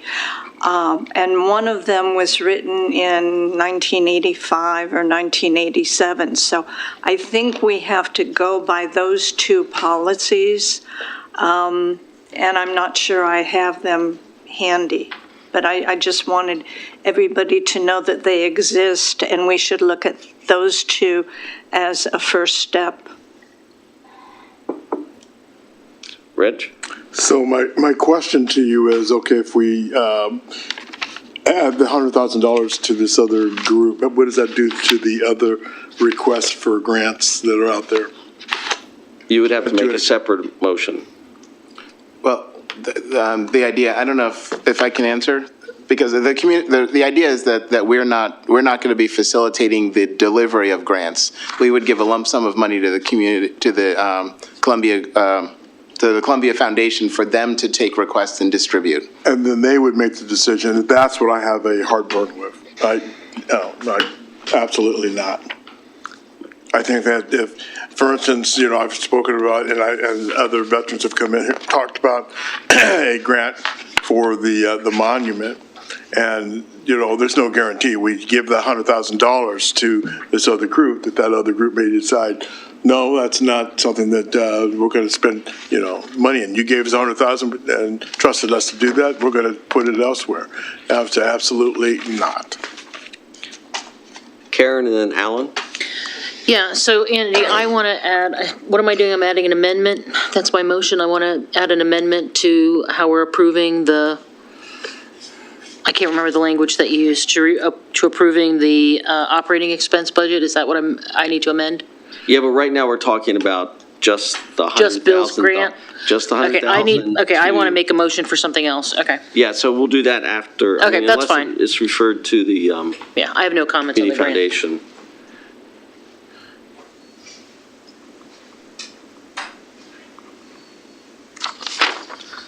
Alan? Yeah, I would just say, Sky, to your point, we have a policy in place.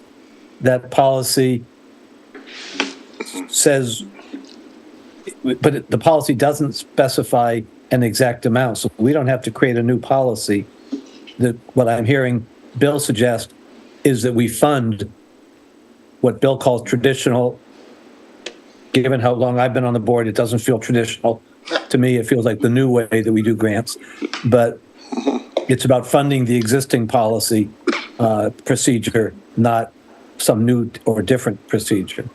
And part of that procedure is that in addition to whatever, if I recall some of the history, we used to do it all out of the president's office. It was so the president had to be concerned with 10,000 for this group and 5,000 for that group and whatever. And the decision was made that wasn't an efficient use of CA staff time. Let's put it in the hands of people who know how to distribute grants to the community. And we gave a lump sum to the Columbia, what I still call the Columbia Foundation. In addition to that, the policy also says that we can, as a board, approve other grants, such as we unfortunately have for the Inner Arbor Corporation, such as we have for other downtown things in the past. And so we could, Reg, to your point, add a line item for funding the Veterans Memorial or anything else that we wanted to put money to. But this is specific for funding the policy that we currently have in place.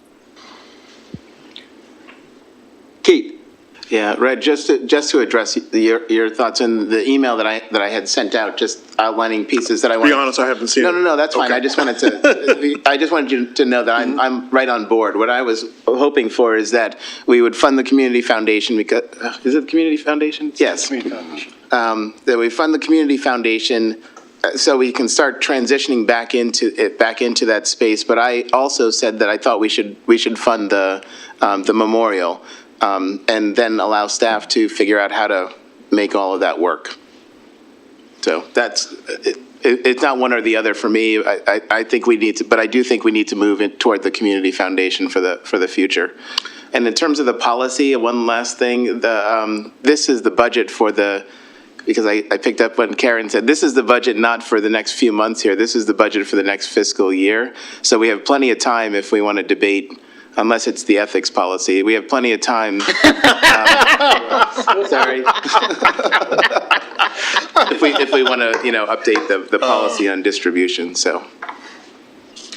Rich. Okay, just my last thing about it, really. Once again, I just want to point out that though I really don't know this group, and sorry I didn't get a chance to read your email. I'm still catching up on a lot of emails at work and then a lot of emails from you guys as well. But, my concern is, I see groups, we say, okay, we put your trust in you. And then one day, my fear is that we're going to see them put money into a group that we certainly did not want to fund or put money into.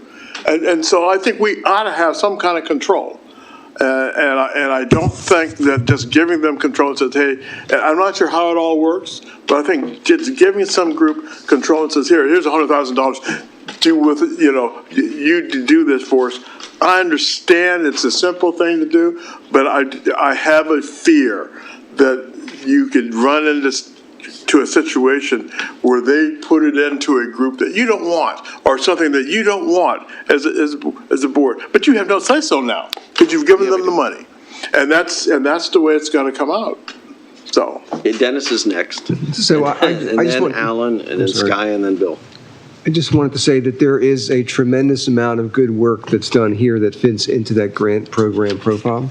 And that if we give $100,000 to someone else, then that's $100,000 we can't spend additionally on the points program, on Adopt a Stream, on the Oakland Mills High School, on the Wild Lake High School.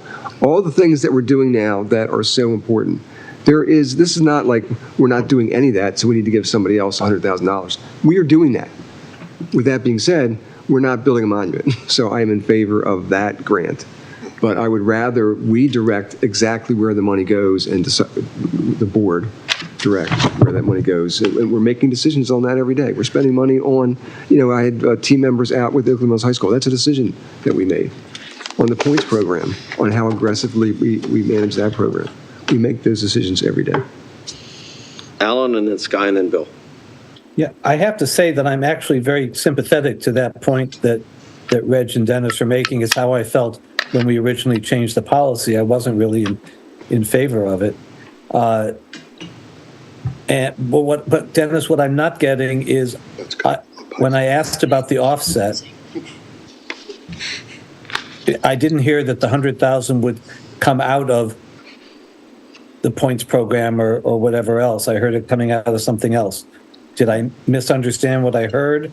No, I'm just saying that when you make a decision to spend $100,000, you could make that decision. You could say, as a board, that you want to push that money into the points program. You want to push that money into more work with high schools, into more outreach, and direct that money from this group rather than having someone else direct it. We need to spend the money, and we need to connect and engage. But I think as a group, we're better at that. Well, so let me ask you, it sounds like you're saying this, so I think I know what your answer is going to be. Previous presidents have said, or a previous president said, we need to get this out of the president's office. What I'm hearing you say is, I'd like it back in the president's office. Is that accurate? I'm saying some of it is already in the president's office. As a group, you can say we want to put more towards the points program. But I make decisions every day. The staff makes decisions every day. And in terms of our overall budget, $100,000 is a lot of money, but not when you spread it across the entire association or Columbia as a group. But how much staff time goes into managing the points program? It's not $1,000, right? How much money do we spend on things like Festive Friday? I mean, there's money, real money being spent, and I think we see the results. And they're who we want to be as an organization, and it's why I love this job. Well, let me just ask you the question more pointedly. Would you rather see the $100,000 stay within CA for CA to decide how it's spent, or to go to the community foundation? I'd rather see it stay with CA. Great, thank you. Sky and Bill. I'd like to know how I'd like the community association's reputation over the past few years. Has it been fairly objective? Has CA and the board been pleased with what they did with our money? Also, I see not necessarily this board, but other boards and some village boards can change drastically from year to year. And I'm not sure I would want a large sum of money. $100,000 is a very large donation, larger than some villages, larger than 10 times larger than most villages spend in an entire year on donations. And I kind of went off on a tangent there. I'd like to know how well the Community Foundation has spent our money in the last few years, because it's my impression that they did an objective job, and $100,000 is a very large amount. Anyway. Bill? Yeah. I mean, I will say, we have not given any money, Susan, for a while. So we have not, yes. It's the last couple of years, so we can't really give you an answer for how well they have spent it, because we haven't given them any money ever since the pandemic hit. Right. Okay. Bill? Right, just trying to make best case here. It's, and trying to assuage some fears. This was a long-established policy and practice within the Columbia Association. I understand that $100,000 is a lot of money. It's a huge amount of money to me. It's pretty much what I make in a year. But keep in mind that $100,000 was the contribution that CA made to the Community Foundation back when it was the Columbia Foundation. You know, back when this was a $20 million organization. Really, if you're talking about constant dollars, we should be at about $500,000 to ask if we were going to be moving along at that point. I think 100 is to get this thing started, to get this thing moving again, to reestablish relationships, and to make changes for people's lives in Columbia. The Community Foundation of Howard County enjoyed a decades-long relationship with the Columbia Association, one of the largest organizations and largest employers in the county, to make sure that nonprofits had to go through an equal opportunity rubric so that they were all evaluated and the money was properly spent for nonprofits working on lien assessed property to help people that live on lien assessed properties. I know of no ill-spent money that has ever been brought while that relation existed. And the only reason that it stopped was because of a worldwide crisis, and it was then suspended at that time as a cost-cutting measure, not because there was any dissatisfaction with the relationship with the community. We have been now 3 years since that crisis, and almost everything else has been reestablished. We reestablished pools, we reestablished programs, camps. This is the one piece that hasn't been reestablished, and there's a reluctance to do it.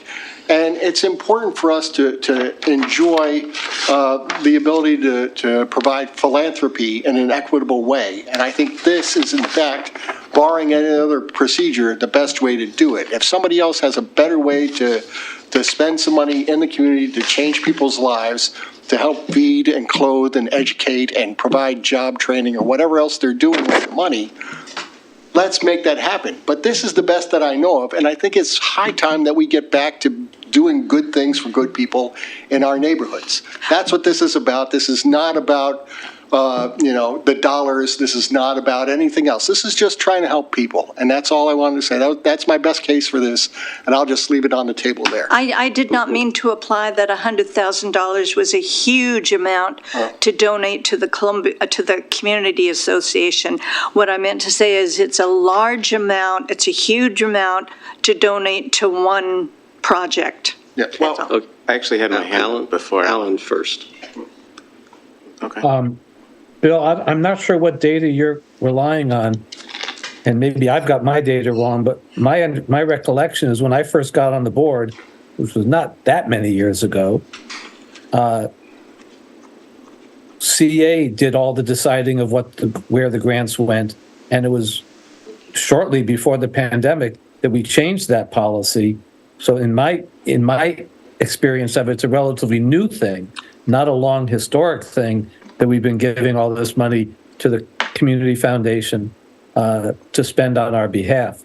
That said, I want to make it clear, I have very positive feelings about the Community Foundation. My mother used to be on the board of directors of what was then the Columbia Foundation. So all those good things that you're talking about are great. What I'm hearing from Dennis is maybe we can make those good judgments as well. Keith. So I think we need to clarify something because the points program, for instance, is a CA program. So when we're talking about allocating money towards a points program versus a community foundation, the community foundation is designed around supporting nonprofit organizations that are separate for things that CA isn't necessarily providing, and we want to make sure that we provide, but we're not going to be efficient at providing those items. So I just want to make that distinction in terms of where what we're deciding here. The next piece that I want to point out, when you take a look at our board in terms of where we want to go and how we want to define ourselves, I don't know that we want to spend a significant amount of time doling out $5,000 and $10,000 and $20,000 grants. Because we're not expert at it, we don't do it all the time. It's the same reason why we hire experts for other pieces. So the question is do we support giving grants to nonprofit organizations? If we do that, then this would be a way that we could do it and make it efficient and effective so that we could spend our time, I'd say, on large grants. So if someone came to us with a big project that we said it's a one-time thing, not every single year, but we want to invest in it, then we can make that decision as a board. But the idea of funding smaller nonprofits and making a big process around that, I think that we need to get out of that space so that we can also get rid of the transition that happens all the time. It gets very political, and I think we just need to let someone who's very objective take care of it, unless we don't want to give nonprofits or money. Reg, and then Alan. Okay, so I'm sorry. Can I just address Reg's last thing, and then I'll kick it back to you. I sat down and wanted to understand exactly what you were talking about in terms of the guidelines, because I didn't want our money running off to, whatever, and so on and so forth. We are able to provide guidelines as to where it goes and what things we're not willing to do. So. All right. So Alan, I don't want to go back and forth, but. Quick question I have, a question I have is, if we send over $100,000 to this institution, how much do they take in administrative costs? I think it's 10%. Okay, so it's when the funds that you have, is there administrative costs to that? Well, we don't add staff, but certainly it takes time. It takes time, but is there administrative costs? No, there's not. So $100,000 that goes out to, and I don't mean to be an angry guy here, but if we go with this particular group, and I'm not saying they're a bad group at all, because even some of the other larger firms out there that provide this kind of service, they're going to charge administrative cost as well. So the difference between the $100,000 that Dennis gives out or the CA gives out is a whole lot different than the $100,000 that we send over there, and they're going to take their 10%. There's no administrative cost here. I understand what everyone's getting to. I understand what everybody's saying. But again, like Dennis said, we're giving out money to groups that, when they look back, they say, oh, this came from the CA. This comes from part of our assessment. There's a give back here. And that's what they're looking for. They're going to see this coming from CA. But you send it to another group, well, it's coming from that group over there. We get absolutely nothing out of it. So it's just my thoughts, and hopefully I can turn a few votes my way too. Alan. Yeah, my understanding to your last point there, Reg, is that the Community Foundation does ensure that people know where the money came from, that it came from CA. They give us a report and they let us know that that's happened. And I think we've even gotten feedback from the people who've gotten the grant. So I think they do cover that. So they know they know it's coming from us? Yes. Yeah. Coming from CA, yeah. Okay. Keith, I think you named the question that we have to decide, which is, do we want to spend our time or CA's time? I would say that in addition to the kind of in-trust CA things like the points program that Dennis points to, in the past at least, CA did provide small grants to the Howard, whatever, various organizations that do help outside of CA, that help the community do all those good things, Bill, that you were talking about. And the question we have to decide is, do we want to do it internally, or do we want to continue our policy of paying somebody else, or asking somebody else to do it, in effect paying them, because they do take their 10%. And I'd also finally say, Reg, no, we don't, there's no money transaction for administrative costs, but similarly to the way Dennis says, if we give Columbia Foundation, we can't give it to somebody else. If we have a staff member who's spending time, used to be Michelle, I think, used to spend her time working on grants, then that person can't be spending their time on something else. So there is, although it's melted into the budget, there are administrative costs if CA is doing it. There's not an administrative cost that is assigned to that particular function. There's not. There is an administrative cost that foundation charges whenever we provide them money. Is an administrative charge for handling the cash, for dealing with it, for going through the different charities. There is. Yes, the time that the staff presents their works, that is true. You know, you can't count that into the cost, but there is an administrative cost on the other end of that organization. Sorry. Well, I think ultimately, Reg, we would have to add it in. You know, what if we said we want to give, I'm just making this up, you know, $10 million out to various charities, various nonprofits? We'd probably have to add another full-time person to do that. That'd be an administrative cost that we'd have to figure in to our wish to do that. But we're not doing that right now. Well, so I'm done. I'm done, my friend. Yeah. Guy? I really don't want to take a vote on this tonight. I do want everybody to become familiar with the donation and the grant policy. The Veterans Memorial cost $2.75 million. The county provided, I think, $55,000 as seed money, later $20,000. They got some from the state, they got some from private donors, and at the Veterans Day celebration, they received a $1 million check. So they are pretty close to finishing what they need for the Veterans Memorial. They need $500,000 more. Okay, yeah, it's about. Keith? So and then we're going to have to cut off discussion. Yeah, I got it. So I think the question on the table is really, are we going to fund nonprofits or not?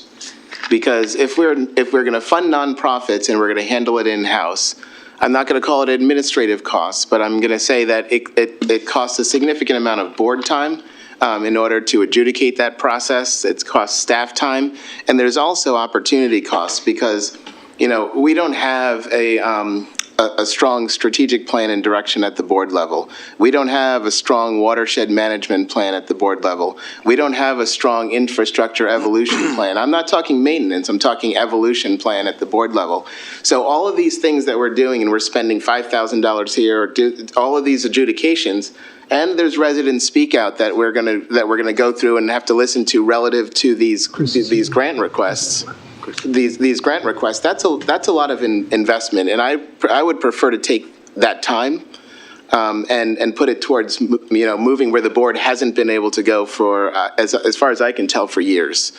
So that's the reason why I'd like to get it out of our hands, and that's the reason why I think it's a very simple conversation for me. Are we giving to nonprofits or are we not?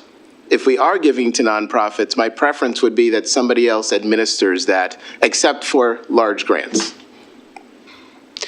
Okay, I was told that Chris is trying to join. No, he's right here. Hi, Chris. He's waving at me. He's not showing up in the meeting. There, he I'm here, unmuted and I himself. see myself. I'm not Janet this time, which is awesome. You probably Okay, came in as we're a going to have participant IT rather work than- on. There he is. There you are. Thanks, Chris. You just came up. Hey, Chris. Andy, before Hi. we do it, I have some Good questions. evening, everybody. Yeah. Let me just say one thing, though, Keith. Originally, when the organization was giving out grants, we simply had given the president a pot of money. And I'll take a rough number, but $20,000. And the president handled. I mean, the board never got involved. Sold. The board did. I mean, it never we can came stay to the out of it, board. that would be great. It was like, you know, $3,000 to Columbia Orchestra. I'm just putting these out. I mean, so yeah, it was only later that the board decided to put itself into the process. But up until that point, it was simply $30,000 to the president's office, and he or she handled whatever it was.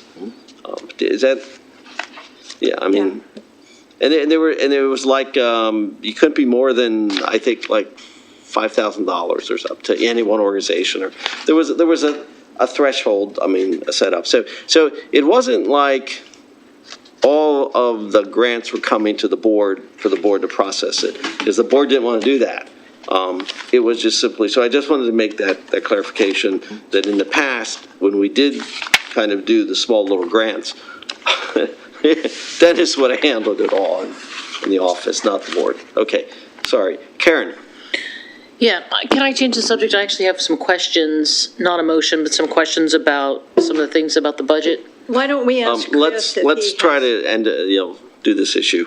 So right now, we have an amendment, which is a $100,000 grant for the community foundation, and we will reduce the treasury collection item by $100,000. I will ask for a vote. Alan? God, I wish I knew. I'm going to say no. Okay. Sky? Yes. Keith? Yes. Reg? Can you just give me the motion one more time? $100,000 grant to the community foundation. No. Karen? No? Chris, do you want to take a vote or you want to abstain? I'm good. I vote yes. You vote yes, okay. And I vote no.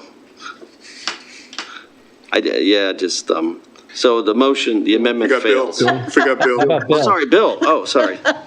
Thank you, Mr. Chairman. Wait a minute. Oh, sorry, I'm sorry. I missed, yeah. I'm sorry, Bill. On the issue at hand, I'd like to vote yes. Okay.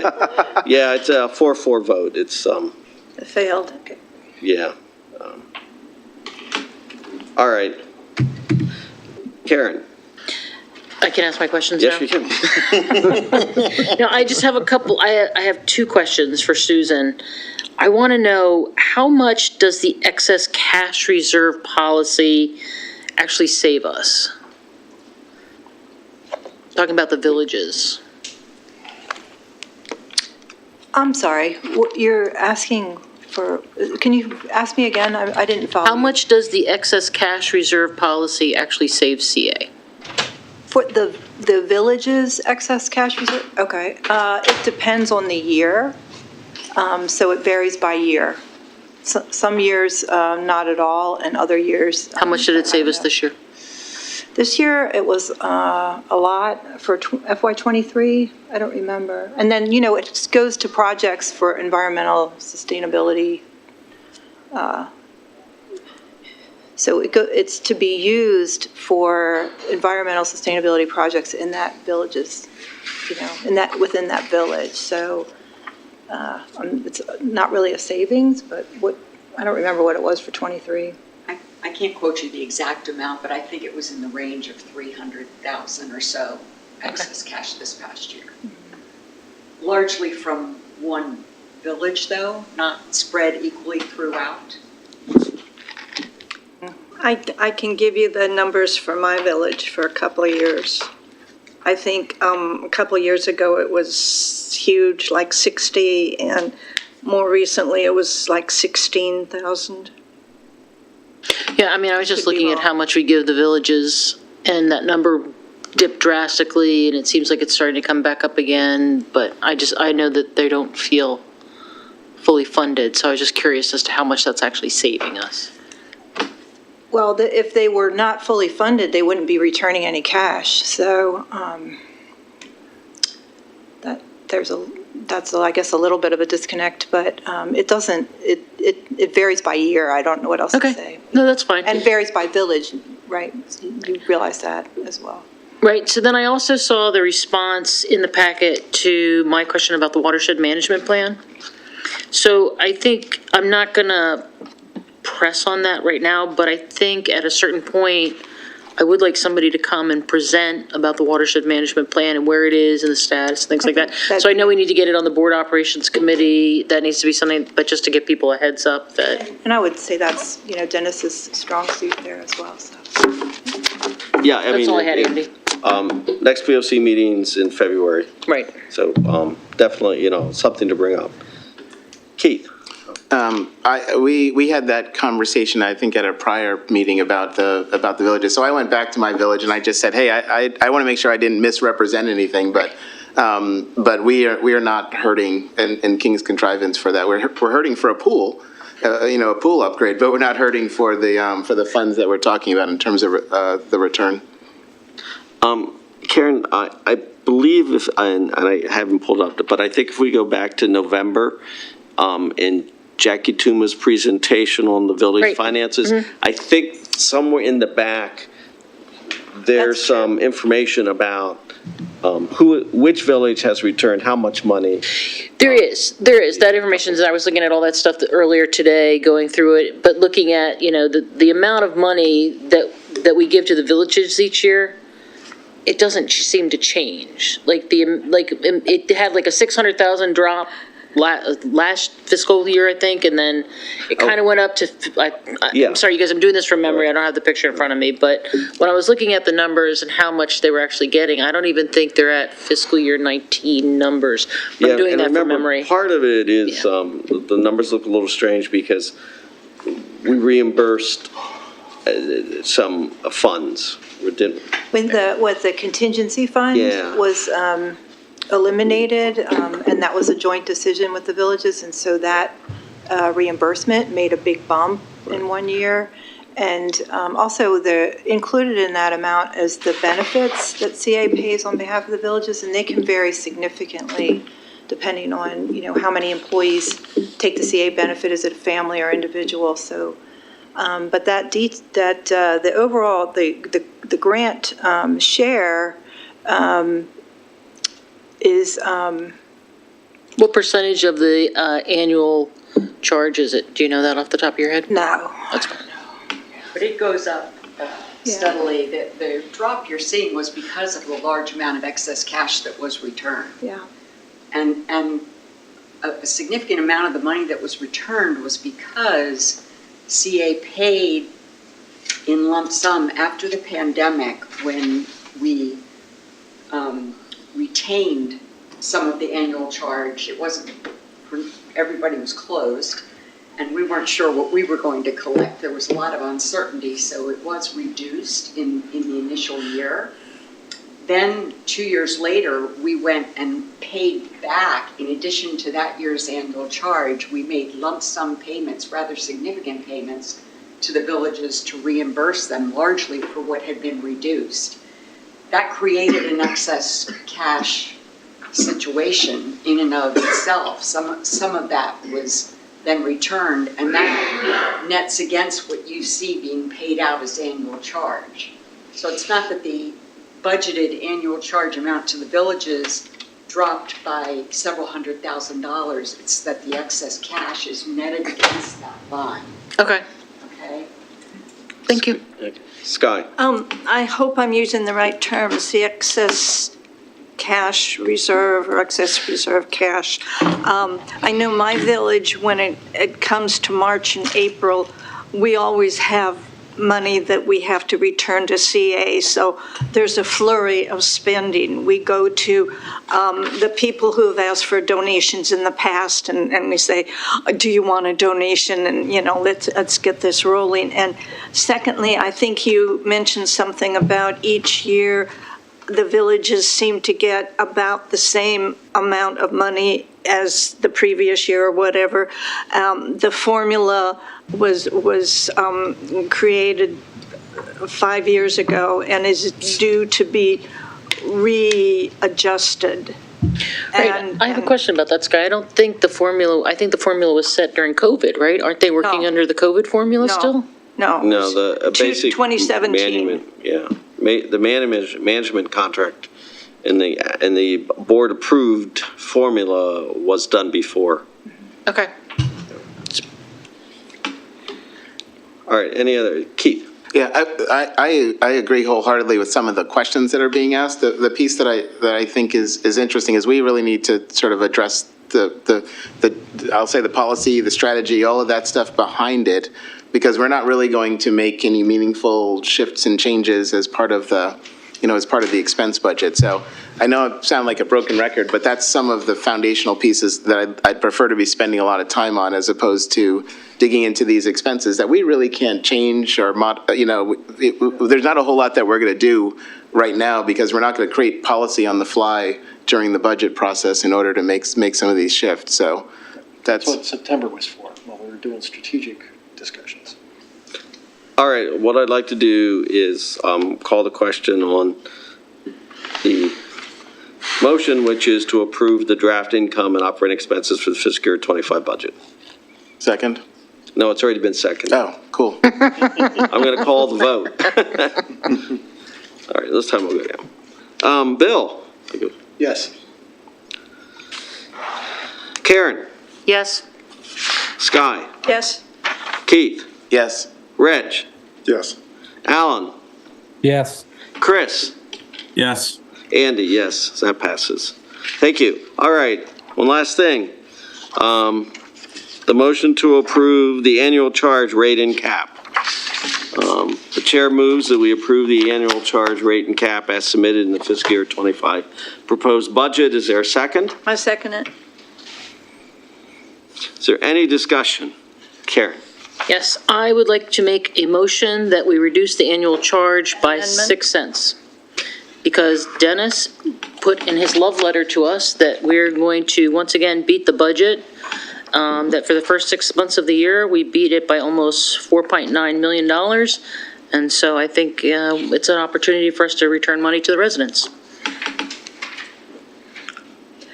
Alan's got Okay, wait a second. Yeah, I got to write this down.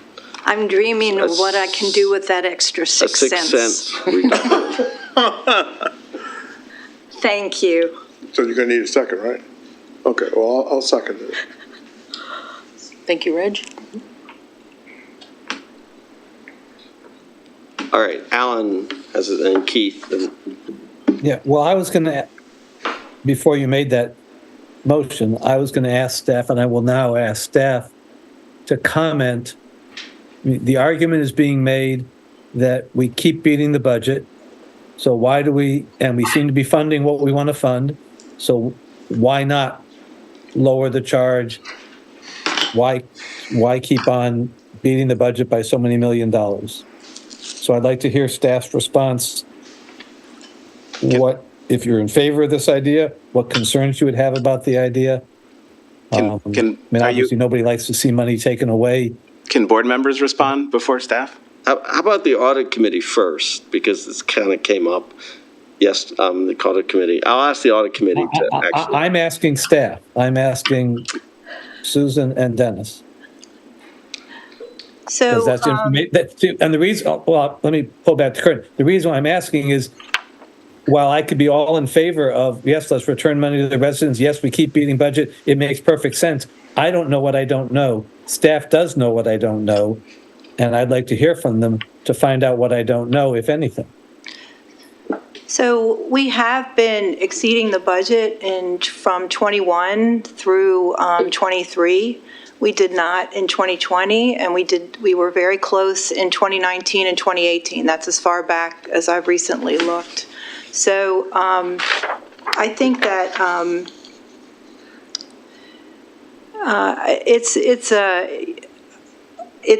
what did you say, Karen, 6 cents? Mm-hmm. Yeah, so that's $4.3 million. So that's a significant amount of money. I think it's important to understand that it impacts the commercial property owners equally, or just the same. So it's, the mall will be, and Howard Hughes would love this idea, right? So they would benefit significantly. I don't see how you can do that in these times. So where we have had a lot of uncertainty on the budget in those past few years has been because of the global uncertainties and what's happened with the pandemic. We budgeted really conservatively at the beginning, especially for annual charge, because we didn't know what was going to happen with property values, and that was common with other municipal organizations that relied on that. So we've been backing off of that. You'll note that the annual charge budget and actual this year is a 1% variance. So we've tightened up on that. I think, you just approved the expenses, and if you're going to approve the expenses and then cut revenue by $4.3 million, we open that all back up again, and we have another conversation.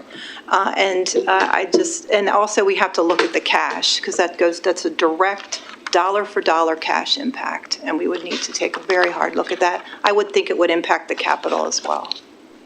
And two more quick questions. What happened? Where is that 4.9 million? What impact does that have on current budget, next year's budget? Talking to your dumbest accounting student here. So I didn't really prepare for this, but so I did not expect this level of adjustment. But where we are through the end of the second quarter is a favorable variance that we expect to see reduced between now and the end of the year. We are seeing accelerated capital spending that's not reflected in that amount. We expect to spend an additional $1 million on the capital than we originally projected at the get-go. Some of those savings are non-cash, so they are not affecting our cash position in a favorable way. Some of that is timing, so that we have in that favorable variance, especially IT spend that's happening in the second 6 months as we do the Microsoft 365 transition, the CRM kickoff to start, and those are significant dollars. So that's just some of those variables and variances, and I provided a more robust look at that in the quarterly report that went published and also reviewed in detail at the audit committee meeting. Thank you. One last question. It's a yes or no question. Are we allowed by law or something else to charge a different rate to commercial properties than to residential properties? No. Yeah. Okay, thank you. Just kind of let Karen know, the figure you quoted was the second quarter. But the final year projection is 2 million, not 4 million. Yeah, so, Where do you see that, Andy? If you look at the very end of the second quarter financial report on page 16, the budget is year-to-date budget, not the quarterly second quarter. It's 2 million. So I would just like That's to, things. can I comment? Sure, I just want to make sure you understand it's 2 For million. the past several years, the numbers that I've looked at, we've been beating the budget by around $20 million. And so now we're on track again this year to beat the budget. And I just think that it's time that we thought of residents. So I would also like to point out in that chunk of, in that period is about $5.2 million of grant money that was a one-time funding from, and unbudgeted funding from either the federal or state dollars. So that has never happened in our experience before. And I think Dan could speak to more of the operations as well. All right, well, I know Bill wants to speak for the. Dennis seems to be very Dennis. intent. I want to let him go first for sure. All right, Dennis. So my thought is this is part of a larger strategic discussion. If over 5 years you want to reduce it a penny a year, or if you decide that you want to use the money, that money that's really leveraged by the commercial properties, because if you take 4 million from the total, you're giving up maybe 2 million or 1.5 million from the commercial properties. I forget what the percentage is, 30% or 1.2. So that money is not going to the residents. And is there a different way to get that to the residents and keep the annual charge the same and lower the pool rates or do something else? But it's a strategic discussion that needs to take place at a higher level. So Dennis, are you telling me I can have free pools if I don't reduce the annual charge rate? In May of next year. In May? No, I want pools to be free in July. So I can bargain with you to get free pools in July if I leave the annual charge the same? It's a strategic discussion. That's a really big picture thing that I think you should look at as a group and think about it over a 5-year term. Dennis, you're not really talking in your microphone. That would help if you did, please. It's off. I had it turned off, I'm sorry. My apologies. All right, Bill, and then I know Dan wanted to say All something. right, a Keith couple of wants to things. say As the ranking member of the audit committee here, the number is really 2 million at the end of the year. It's not 4. The audit committee was taped, and I strongly encourage everybody to watch the discussion that we had on Tuesday night as part of the open meeting. And when $2 million, once again, we're looking at $2 million, we say $2 million, $4 million, that's an enormous amount of money, more money than I will ever see in my life. I get that. It's an $80 million corporation. So you're talking about less than 5% variance at the end of the year, okay? We had a budget strategy discussion in September, and if you wanted to talk about cutting the rate or the assessment, that was the time to do it, not just before we're going to write the budget for approval. This is, if you've been sitting on this for 3 months, that's just wrong, okay? Lastly, not lastly, if we're talking about cutting it by 6 cents, that would seriously look at our credit rating there, and that's just fiduciary irresponsibility. And the last thing I'm going to say is if you can't provide for $100,000 to help feed the poor, and you want to spend $1 million giving money to Howard Hughes and the mall, I think you're bankrupt from a moral standpoint. So I'll just leave it there. Let's be careful. Let's be careful. Thank you. Let's not That's go. okay. Let's just leave it on the table then and just let that let's go sink in for a minute. Let's go to Keith. Okay, so back when Alan was asking staff, and I appreciate that you were asking them and not me, but as a board member, I don't feel that we're fully funding things. You know, whether you talk about free pools, whether you talk about the watershed. Yeah, we threw some money in there, but I don't buy for a minute that that's the amount of money that it's going to cost to do the types of things that we want to do. I'm not happy with the pool situation in terms of what's being delivered from a pool standpoint. I brought this up at village meetings, and villages are not happy with the way the gyms are. They don't just want cosmetic upgrades. They're looking for something substantially different in order to compete with some of the other services that they're leaving us for. So the idea of cutting, I'm all for the idea of giving back, but I want to do it after we've planned and figured out what we want to do over the next 3 to 5 years, because once we move that back, it's not moving up anytime soon. So my preference, and again, I want to give back, but I'd prefer to understand what our real costs are, and I don't think we have a good handle on that yet until we've defined what the board wants from a strategic standpoint. All right, Dan, did you want to add anything? We've kind of moved past it now, but I was just going to point out that as Susan pointed out, pre-COVID, we were pretty close every year. Post-COVID, we had the situation of we had no idea every year what was going to happen next. And so the budgets were done ultra conservatively. We had Omicron hit, we took a hit, but then we bounced back quickly. So we had accelerated growth, but for the sake of the organization, we budgeted conservatively. Even going into this year, and as we talked about this budget, we had a recession looming.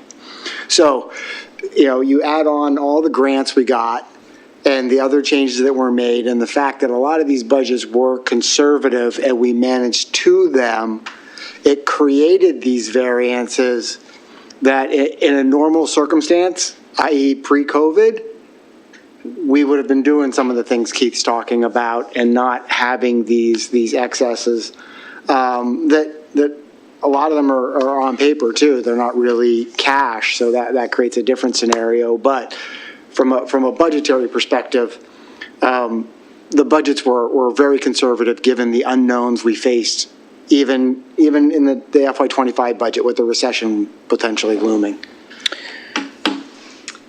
So this will be my last comment. So we know that only 25% of our residents belong to any of our facilities. I have heard, Keith talking there, I've heard from many of the residents in my neighborhood that they don't join our gyms because they're too expensive and they get a better experience elsewhere. They don't join our pools for the same reasons. And so they're getting a lot less. They continue to pay their lien year after year after year, and it might only put $100 in every resident's pocket to reduce the annual charge by 6 cents.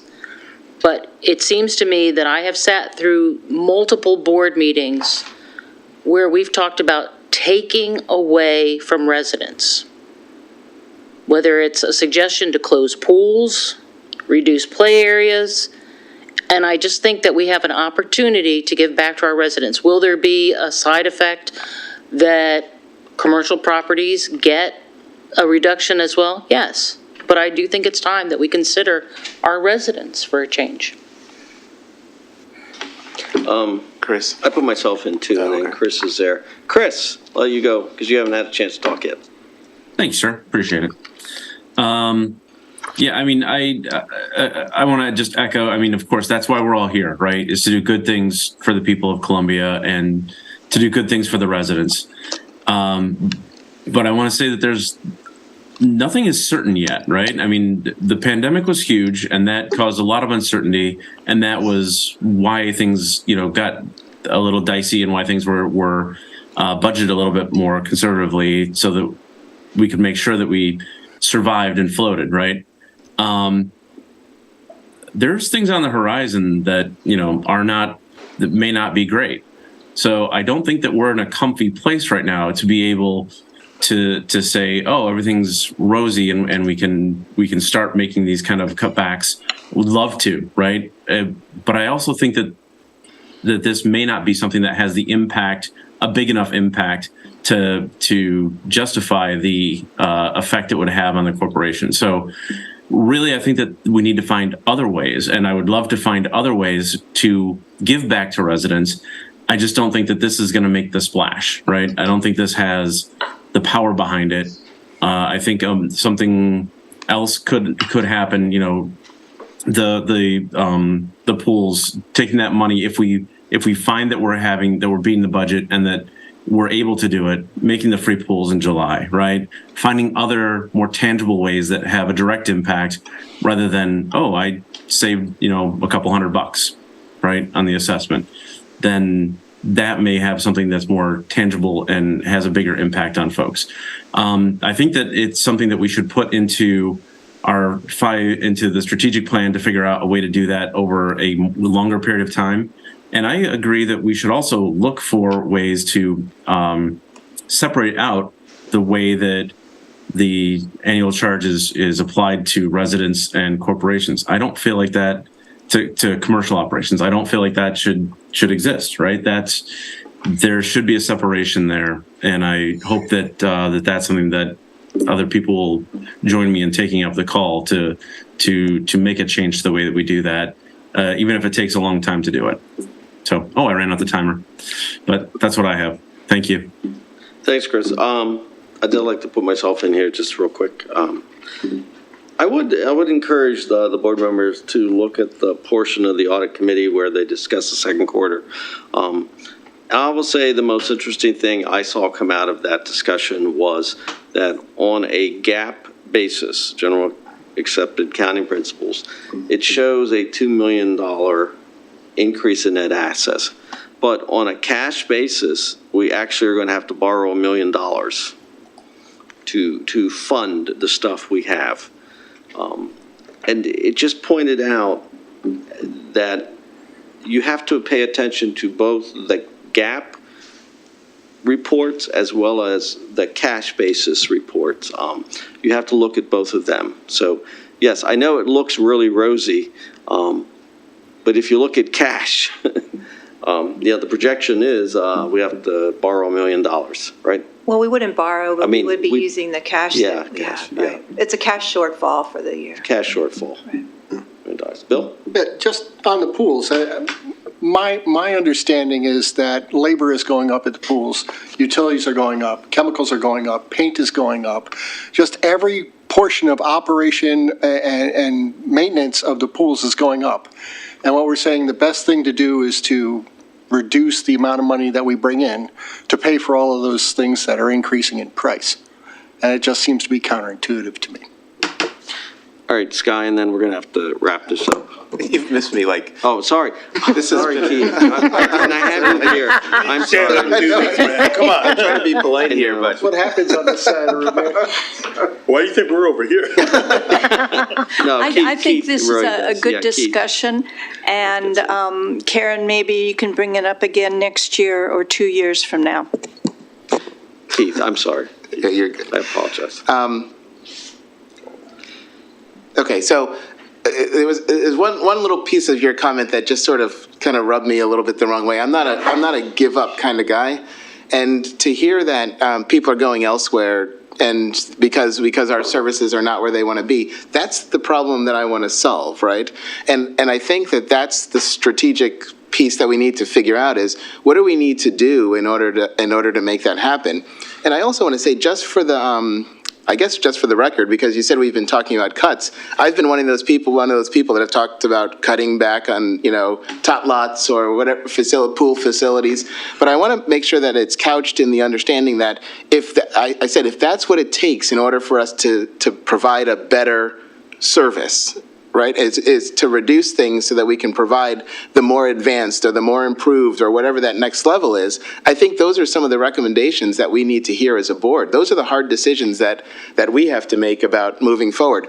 So I'm a resident. I don't want to cut services, but I'm willing to discuss cutting if it means that we are going to have something substantially better that is going to allow us to compete, unless we determine that we can't compete. Then the other piece about a couple $100, I think, Sky, you might have brought that up or someone brought that up. I think we need to look at that relative to how much it is, because on the other side, we're throwing around these numbers like it's not a big deal, and relative to how much someone pays, that is a significant percentage of what someone pays. So on that piece, I'm very much on the side of, it's not a small amount of money for folks to throw that in there, especially the way that interest rates are going at this point and a whole host of other issues, even the inflation that we're talking about. But I want to fight. That's the bottom line. And not with you. I want to fight this problem that we're talking about, and I want to deliver the services that we need to. So I don't want to cut until we figure that out. All right, I'm going to call the vote on the amendment, which is a 6 cents reduction in the annual charge. Chris? No. Bill? No. Keith? No. Karen? Yes. Reg? No. Sky? No. Alan? No. Andy? No. All right, I'd like to call a question then on the original motion, which is to approve the annual charge rate and cap as in the 25 budget. Can I just ask one quick question? We had a lot of discussion about the memorial, and we're approving the expense budget, and I don't think that that's shown up in any fashion. Nobody made an amendment to modify the budget. So. I'm sorry. I did say I didn't want to vote on it tonight until everybody was more familiar with the grant policy and the donation policy, but that's as close as we got. So is it too late now? Well, we technically, we approved the staff submittal for the operating expenses, but I know you guys want to talk about it. Let's get the annual charge done first, and then maybe we can reopen. Can he bring it up again, though, in January when we talk about the budget again? Is there another opportunity, another meeting? It would be much better for staff to know. Yeah. Instead of having to put out a budget, which they know they're going to have to change then. But let's do the annual charge, and then I'm willing to reopen the thing. All right, so the vote on the annual charge cap and rate. Keith?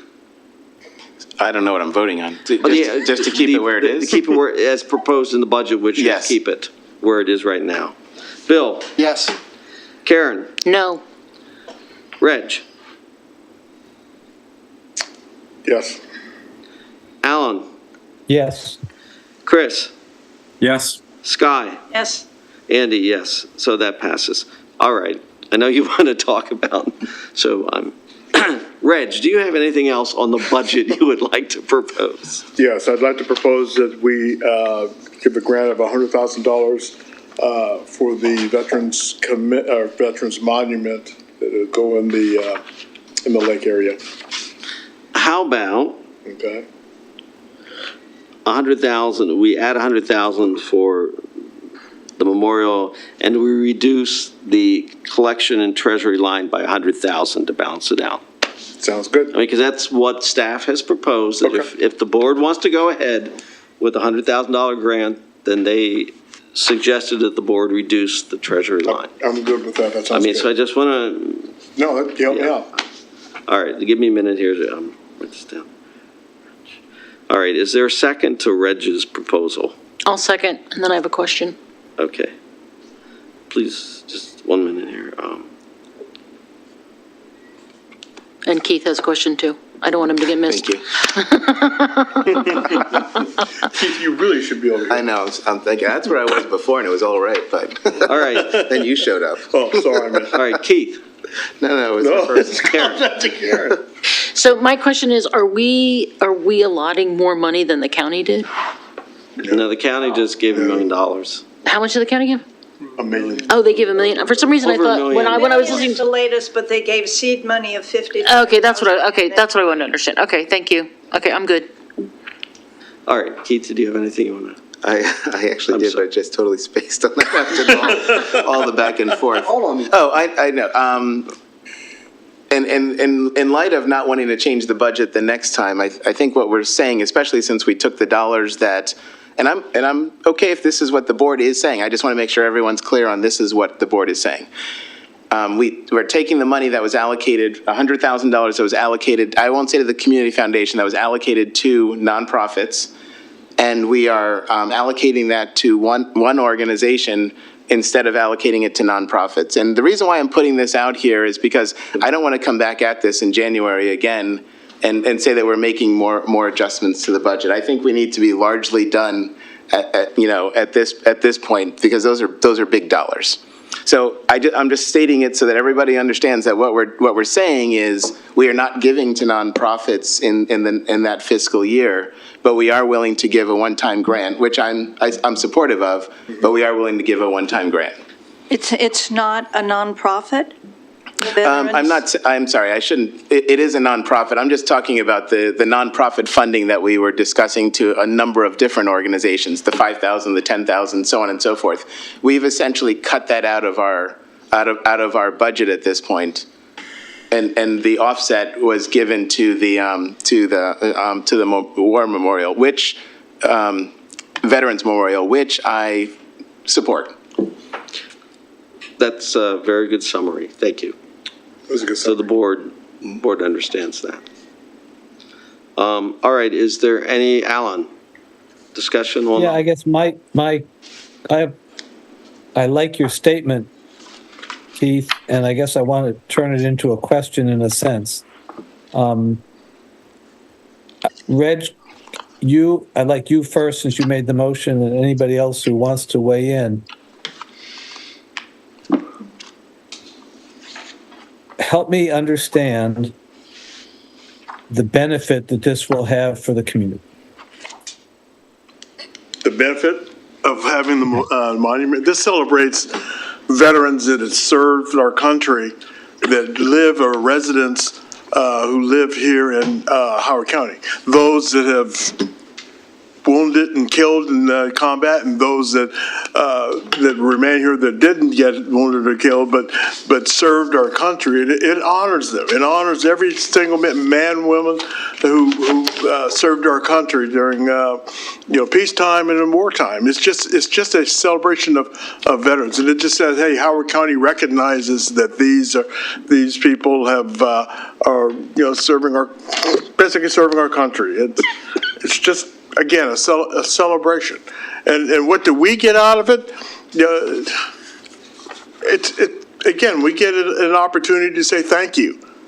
Thank you to everyone that has, put on the uniform, that has gone, and, whether in harm's way or not, but it just gives, let those around in the community know that, hey, that there are those that here in Howard County that did serve. So I'm going around trying to answer your questions as best I can right now, since you just confronted me with it, but I don't know if that helps you or. Well, I appreciate, I guess, and I want to be supportive, and we'll probably end up voting for this, but I guess to sort of combine my question with Keith's statement and some things Bill has said, this may be a rhetorical question to you, or you may want to answer it. You as the, I don't know if I can call you a veteran because you're in active duty, you're not yet a vet. It's veteran. Would you rather I gave you and I'll just use small dollars to make it work out, a $5 token of my appreciation, or would you rather I gave a $5 for a homeless person to have a meal? I'm not even sure how to answer that question. I don't know how to answer that question. That's a reasonable response. Thank you. All right, Sky and Dennis. It's reasonable, but that's the dilemma I'm in. That's all I'm saying. Okay, Sky and Dennis. There are 10 people on this board, 5 of whom are veterans. If you add up their years of service, it comes out to 14 years per veteran. If you spread it out to all 10 of us, it's seven years of service, ranging from 6 to 26 years. So I've got the 26 years. Dennis. I would like to. 25 plus. 25 I plus. have 26. I didn't give you enough time. It's 26. Let's not go to war over it. I'd like to make a suggestion that we consider funding it at 80 and then put 20 into the president's fund for nonprofits organizations. So take that number back to the 30. There's already 10 in the budget. Take that from 10 to 30 and then fund the memorial at 80. I second it. I can't make the motion, but thank you for. Ex officio. I can make it? Yeah. Okay, done. Give me a minute, I gotta get another form. I'm sorry. So it's 80-20. I know. We're getting a little loopy now. Andy, your life is about forms. I mean, this is.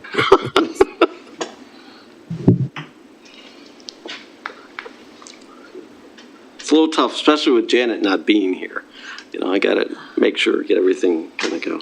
All right. You can't say that. I offered to help. She just texted. Oh, she just did? Oh, she is, okay. I didn't see her on the screen or anything.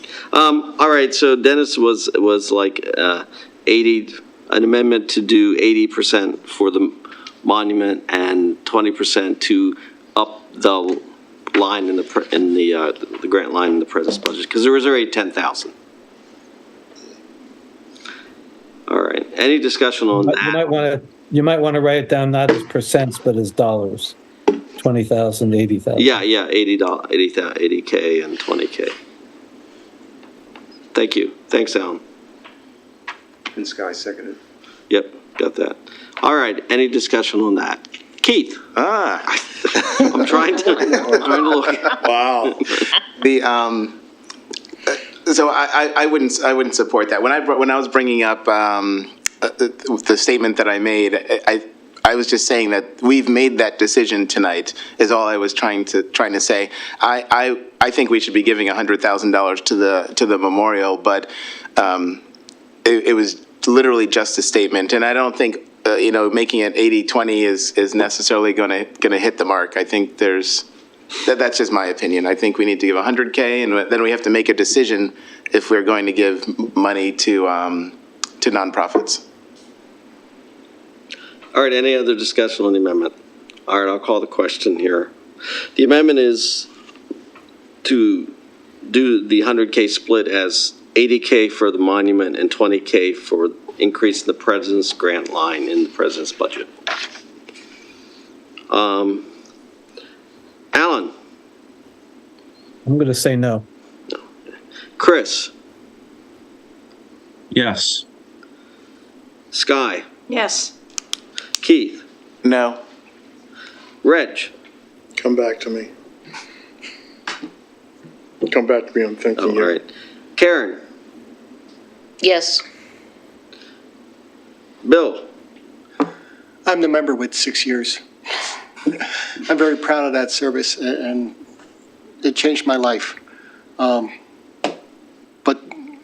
I'm going to support this, but the way this vote went down tonight is very bittersweet, and we could have been a better organization, but I vote yes on this. So what do we vote, with that motion? We're This is voting on the 80-20, 80-20, yeah, right? 80,000, So we still have to 20,000. vote on the 100K. Well, no, that the amendment then changes, and then we have to approve the other. The 100K. Yeah. Yeah. I'm sorry. Reg? Yes, better something than nothing. I'll vote yes, so it passes. So let's take the motion now on the amendment, which is to reduce the treasury collection by 100,000 and use that 100,000 in the 80,000, 20,000 split. Bill? Yes. Karen? Yes. Reg? Yes. Keith? No. Sky? Yes. Alan? Yes. Chris? Yes. Andy, yes, so that passes. All right, that is it. That's all the votes we're taking tonight. We got them all. We are on to reports.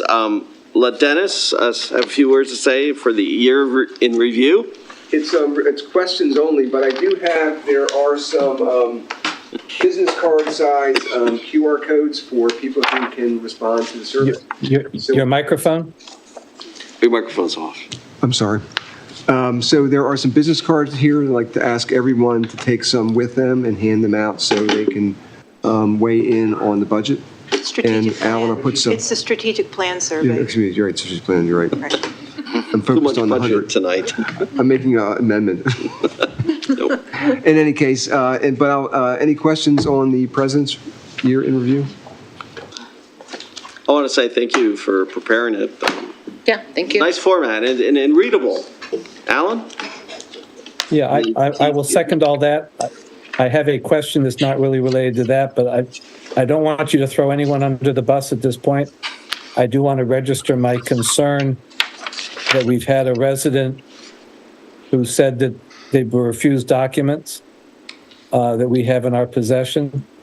The same resident said that we are continuing to hold meetings without minutes, and we've been dealing with that as an issue, wanting to get better. So I would like, at some point soon, some assurances that of what's really going on in those two counts. Understood. So I can ask it as a question now, but I don't, you may not be prepared or willing or able to talk about it in public session. Okay, Keith, do you have your hand up? Yeah. Yes, okay. And then Karen? Thank you. It's related to the action items list, so it's kind of, in terms of updates on the pieces, we don't really have any what I'd consider to be meaningful status updates on some of these components. So, what are we doing? Delivery timeframes, due dates? Is there anything like that we can do that's a little bit more telling? It's good to know that these are outstanding, but I'd like to know when they're going to close. Okay, I'll take a look at it. Karen? Yeah, I just want to make sure that I let you guys know, I agree with what Alan said, and maybe we can put this in new topics, Andy, but using the website more to put more and more information out there. I'd like to see us do something like that. So I don't know what we need to do to organize that, to make things as transparent as possible. I know Dennis has been writing this down in his book. Sky? I noticed the Board Operations Committee meeting is not posted, the video of it. And I'm wondering if that was just a delay or... We have to check on that. Yeah, I have to check. It's not on the website or it's not on YouTube. I'll find out. It's not on the website. Okay, yeah. I'll find out. Another thing for Dennis to find out. All right, financial reports and updates. Susan, anything you want to say about it? No. Extensive discussion at the audit committee. Pre-filed state and county legislation? No, nothing? All right. Proposed new topics? All right. Chair's remarks, all I want to do is... I do want to say that there is a video of a November 15th Board Operations Committee on the CA website. So. I looked tonight and didn't see it, so. How about, Alan, could you send her the link? Could you send Sky the link? Sure, I mean, that's the easier way to do it. All right, no, I want to thank everyone for coming out tonight and appreciate the discussion. And we're actually getting done a little earlier than I thought. So thank you very much. And take some cards with you. Yes. All right. Is there any objection to us adjourning? Hearing none, we are adjourned. Susan, there's cookies. I brought cookies for everyone for Christmas, and you came in.